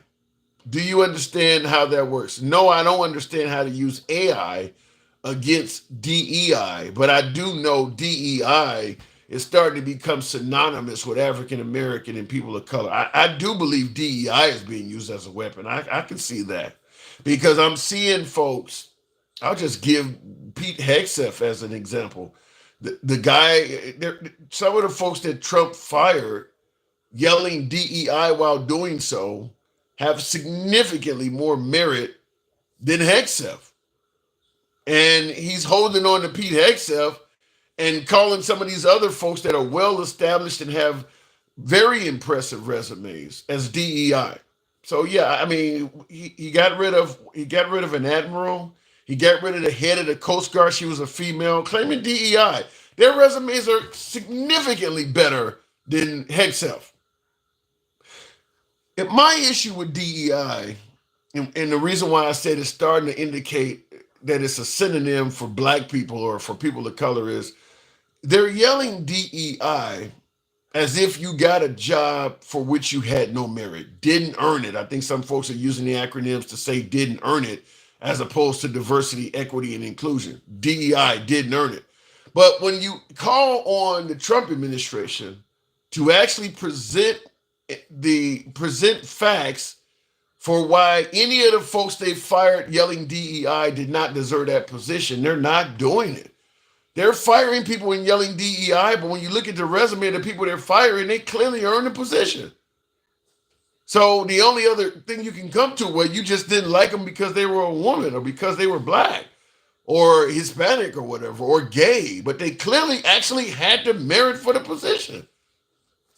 So I don't get the DEI other than we don't like those kind of people.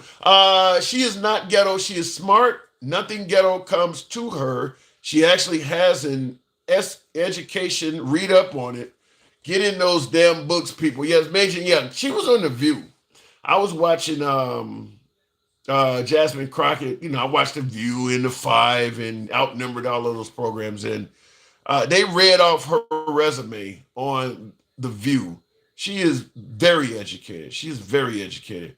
So, like I said, if Jasmine Crockett is ghetto, I'd have to figure out what is the definition of ghetto. I don't know where they're getting it from. What do they mean by ghetto? Anyway, looking in the comments real quick, continuing on, we'll go to Nicole. Good evening. Oh, wait a minute. What did I hear? Dean the Trucker. Dean the Trucker, good evening. Welcome to the program. Yes, sir. Hey. I've been on here before, Tim. How you doing? I'm doing good. Good to have you back. What am I getting wrong this evening? You ain't getting nothing wrong tonight, sir. So here's what I like to say. I've heard a couple of things. I've heard a couple other people you've had on here, and I've seen some of the things that the viewers have been saying. One thing is, let's talk about Jasmine Crockett for a minute, okay? She's ghetto. That's what they're telling me. I don't know why people would say she's ghetto. Sometimes she wants to act like she came from a rougher neighborhood. That girl didn't come from a rougher neighborhood. She was raised in a private school. She went to college. Their definition of ghetto, that woman is far from it. You know what I think, and maybe I'm wrong on this, and you could correct me if so, but I think when they say ghetto, any woman that is black and assertive, that not submissive, but willing to get out there, like Trump would get out there and tell the media they're stupid and challenge other politicians and point out things. If Jasmine Crockett does the same thing, she's ghetto. I think it's just her being an African American and having that aggressive, assertive attitude is what they're calling ghetto. Being ghetto and standing for what you believe in are two different things. Yeah. I believe she's standing for what she believes in rather than being ghetto. Yeah. I don't, like I said, I don't know when they say she's acting ghetto, I don't know what the definition. I would have to talk to somebody who suggested she's ghetto and have them explain it, because because Marjorie Taylor Greene said some wild ass shit on the floor. And if she's not ghetto, she's attacked people, she's insulted folks. If she's not ghetto, then what makes her any different than someone like Jasmine Crockett? So I'd have to get their definition of what makes that person ghetto. Right. Now, you brought up The View. Yes. Do you know Caroline Levitt sued The View? That's Trump's spokeswoman for what? Defecation of character. She won $8 million. What did they say about her? She went on their show, and they literally put her out on Front Street. Like, they threw her out in the wind. They more or less tried to degrade. They tried to degrade her right on the show. You know something? What I think is happening, because we have Trump as president, and they know that Trump has all the power in the world right now. Some of these organizations are just submitting to Trump as opposed to fighting him and risking him take their network off the air or do something that is outrageous. Disney is an example, because Disney also settled with Trump. I believe George Stephanopoulos, his Sunday show, he called Trump a rapist, and Disney settled with Trump for $15 million for what George Stephanopoulos said. Now, keep in mind, Trump says all kinds of awful shit that's not true about everybody. I think what they're doing, though, is they're settling with Trump because he's at a position where you can't really beat him. So they're just throwing some money to make him happy in hopes that he go away. Otherwise, he might pull some stunt because he's in control of the federal government. I don't believe it's just because of that. I believe it's because they're trying to keep it out of the courts, which keeps it off the news media. Well, if that goes to court for somebody that's favored as much as Trump is, that ends up in court. That's going to be over national news around the entire world. So everybody's going to know it. So what? Ain't nobody who favors Trump watching The View anyway, or any Disney program. Right.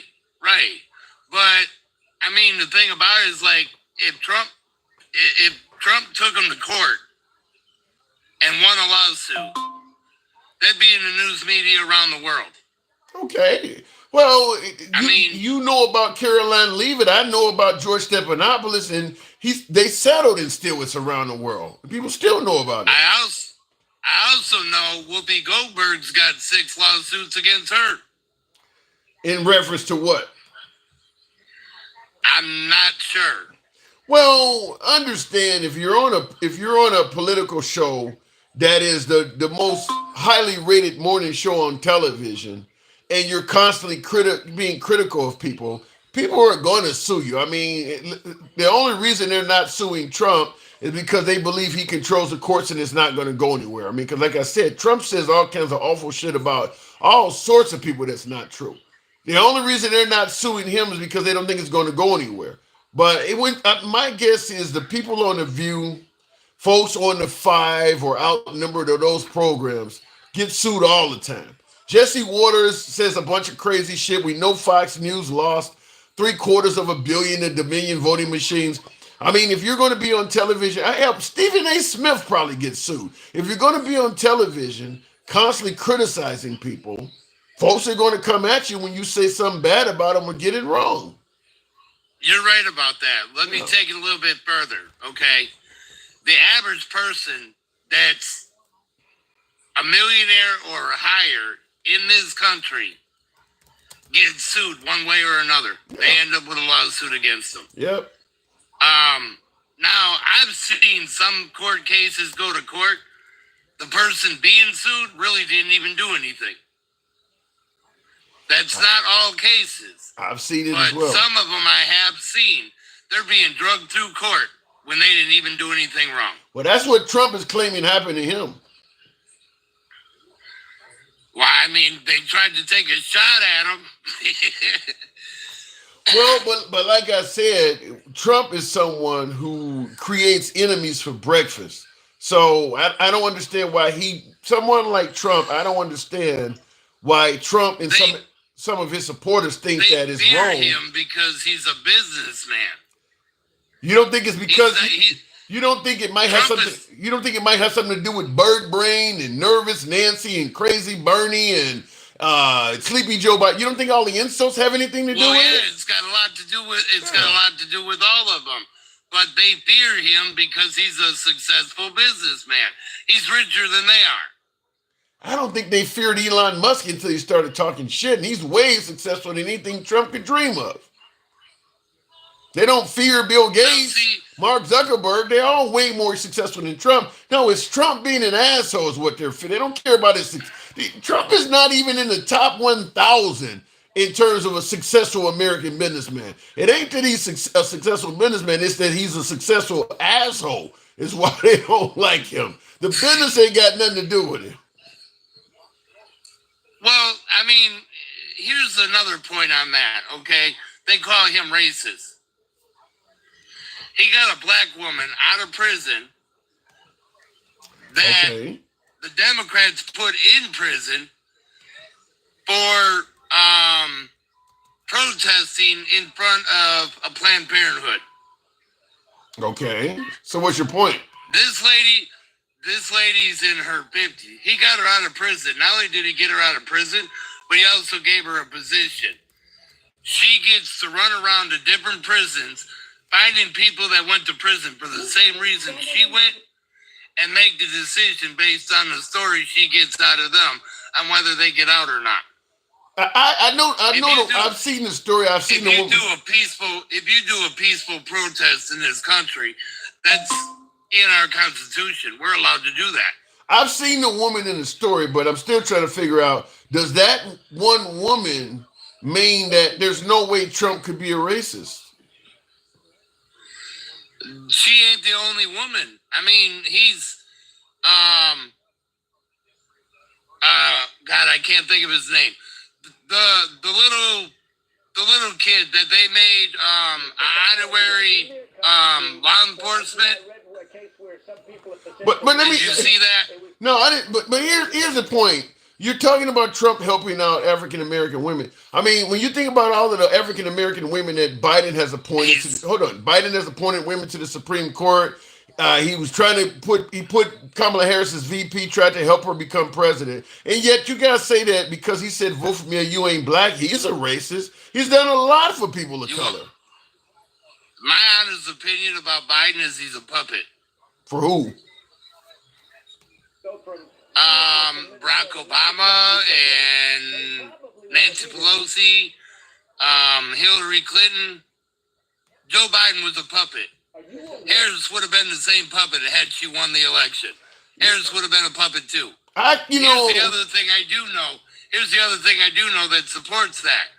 Okay, they found 3 documents that Joe Biden actually signed. every other document while he was in office was signed by that electronic signature. Well, in regards to the in regards to the public comment, I'll just say this. Every president that gets in office, somebody claims they're a puppet. When Obama was in office, he was a puppet for the Clintons. When Bill Clinton was in office, he was a puppet to his wife. Now you're saying Biden's a puppet. I mean, anytime a liberal gets in office, they say he's a puppet to his wife. When he was in office, they were saying that Hillary Clinton was running it behind the scenes. No. That's what they were saying when he was in office, that he was a puppet. I believe Hillary Clinton made suggestions to her husband on certain aspects.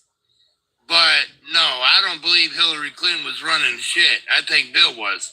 Well, when he was in office, they were saying he was a puppet. Just like when Obama was in office, they were saying he was a puppet. I don't believe Bill Clinton or Barack Obama were puppets. That's just you. But other folks, I want to play something to you. I've played this on the program many a time, but I want to get your opinion on this. This is an older clip, but I want to get your opinion on it. This is Trump having a conversation with Bill O'Reilly when he used to be at Fox News. It's about a minute or so long, but I want you to listen to this. Is this election or was this back in 2016? This is 2016. Okay. Listen to this clip. No matter what they want. Free zone. If you have a safe zone in their own country, they stay there. It doesn't matter what they want. Okay, are you aware? It's a much better idea, and certainly better for us. Are you aware that the liberal media and the Democratic Party in general trying to paint you as a racist? Are you aware of that? I think so, but I think people know better than that. I'm probably the least racist person on earth. Well, I've known you a long time, and I I never saw any racism from you. However, when you tweet out a thing, and this bothered me, I got to tell you, you tweeted out that whites killed by blacks, these were statistics you picked up from somewhere, at a rate of 81%. And that's totally wrong. Whites killed by blacks is 15%. Yet you tweeted it was 81%. Now, Bill, I didn't tweet. I retweeted somebody that was supposedly an expert. But you don't and it was also a radio show. Why do you want to be in that zone? Hey, Bill, am I going to check every statistic? I get millions and millions of people. You got it. You're a presidential contender. You got to check millions of people. You know what? Fine. But this came out of radio shows and everything else. Oh, come on, All radio it was shows? A retweet. I didn't say, excuse me. All it was is a retweet. It wasn't from me, and it did. It came out of a radio show and other places because you see all the names. Look, you know I'm looking out for you, right? You know that? Yeah, I'm looking out for you. I look out for every honest politician. I don't care what party they're in. Don't do this. Don't put your name on stuff like this because it makes the other side, it gives them stuff to tell the ill-informed voter that you're a racist. I mean, you just hand them in the platter. This was a retweet. I'm sure you're looking out for me. Everybody is, right? Yeah. This was a retweet. This was a retweet. All right, whatever it is. And it came I told from you sources shouldn't tweet that are ever. Very credible. You shouldn't be tweeting. Okay, I'm going to freeze this. Now, give me your opinion. Why do you think he would tweet something out like this? That black people, he basically said that if you are white and you're the victim of a homicide, there's an 81% chance that a black person did it. So he's making it sound like black people are killing whites wholesale. Now, he's the one that's known for the phrase fake news, but yet here he is indicating, I can't even check all the sources I sent out. Why would you send this out to begin with? Let me correct you on that, Tim, because it actually says whites killed by blacks 81%, not blacks killed by white whites killed by blacks. In other words, 81% of whites are killed by blacks. Yes, he's making it sound like if you're a white victim, if you are white and you were killed, there's an 81% chance a black person did it. I agree with the news guy, what he said. If Trump got that from somewhere else, Trump should not have attached his name to it. Is it racist? If I was President Trump, and somebody tweeted that to me, I wouldn't have reposted that crap. So let me ask you this. Does it make sense for somebody to see this coming from the account of a presidential contender? And notice this is the actual thing he tweeted out. The pictures on the screen there. You see the character there with the gun turned to the side like a thug. He's wearing a do-rag. His pants are sagging. Would it make sense for an African American to see this coming from Trump's account and suggest that this guy must be a racist to send this out? Why would he even send this out to begin with? I can't say I agree with everything Trump does or says, and this is one of the things that I don't agree with. Like, he should have never attached his name to it, for number one. As far as to why he did it, I don't have a clue, because if I was president, I wouldn't have done that. Is it possible? And I don't have a college degree. I don't have big businesses behind me lining my banks with money. I don't have none of that Trump's got. And I still wouldn't have made that mistake. Is it possible that he could have tweeted out something like this due to a little bit of inherent racism? If he was going to do something like this, he should have posted where he got it from. Well, like, this came from such and such. Well, and that's a good point, because when you talk about he should have posted where he got it from, you gotta assume anywhere you find this from is probably a racist site. I mean, what sites is he scrolling to even come across this shit? Because at the bottom it says the source is Crime Statistics Bureau, San Francisco. You heard Bill O'Reilly say that source does not even exist. So where was Trump scrolling to even come across this? Honestly, this could have been sent to Trump as a setup. Okay, if they send something to him as a setup, they didn't make him resend it, though. Him resending this... They sent it to him. I'm just saying this is a possibility. I'm not saying this is what happened. I'm saying this is a possibility of probably 1 million. But this is one possibility, is that somebody sent it to him to set him up to retweet it. And because he did, he took the bait. Why would if somebody sent me something like, why would you just retweet it without verifying it's valid? I bet if you sent him the same clip that says that whites are going around killing blacks wholesale, he wouldn't have just retweeted that.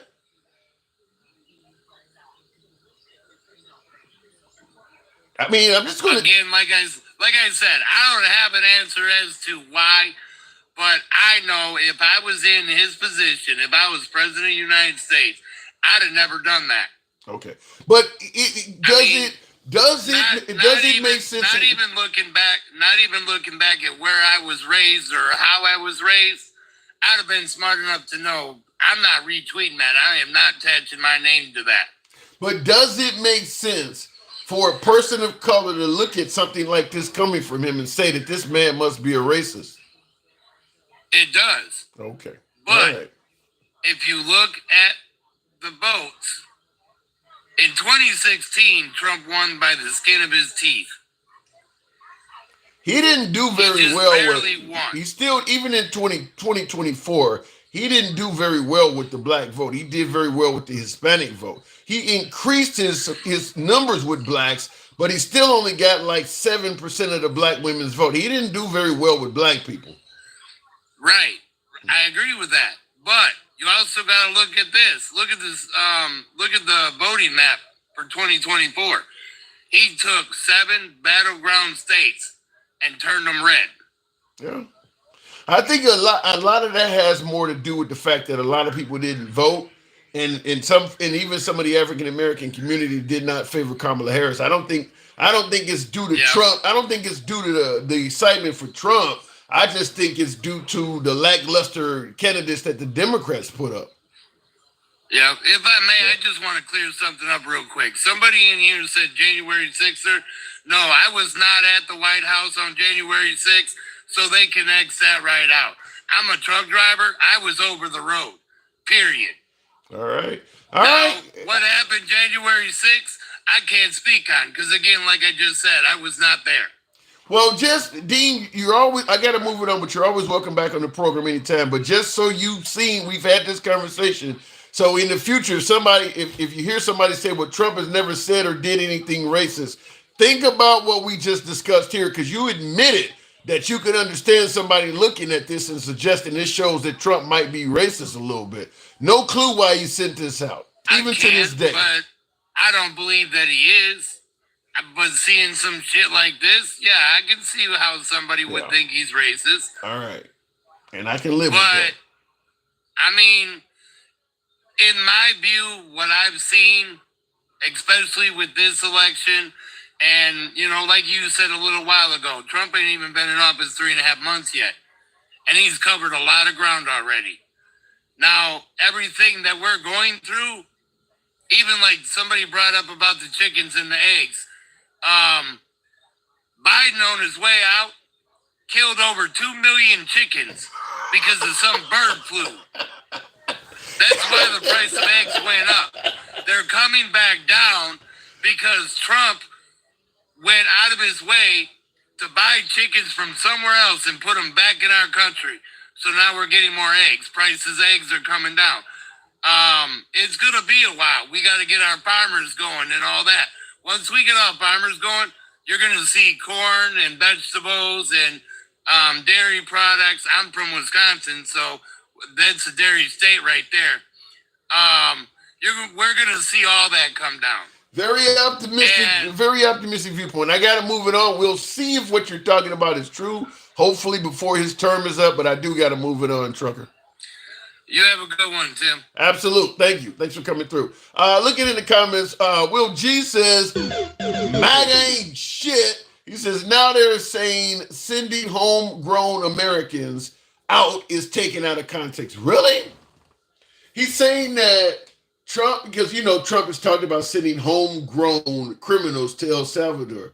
And Will is saying that they're trying to indicate that that's taken out of context. How? That was pretty clear as day. And by the way, Trump doubled down on that statement. And I think the only way they would be saying it's taken out of context is that they've realized that threatening to send Americans to El Salvador is incredibly unpopular. And he's trying to backtrack on it, but it wasn't taken out of context. I mean, you're caught on a hot mic telling the man to literally build more prisons and that you would like to check the law and see if you can send Americans there. I mean, yeah, take it out of context, my ass, you said it. Don't back down now that you're getting in trouble for saying it. But yeah, he clearly said that. He clearly said he was talking about sending homegrown American criminals to El Salvador. So yeah, if he's trying to suggest he didn't say that, I don't know how anybody could believe that's taken out of context. Anyway, let me go back to the box. We'll go to the next caller here. Did I hit something wrong here? Okay,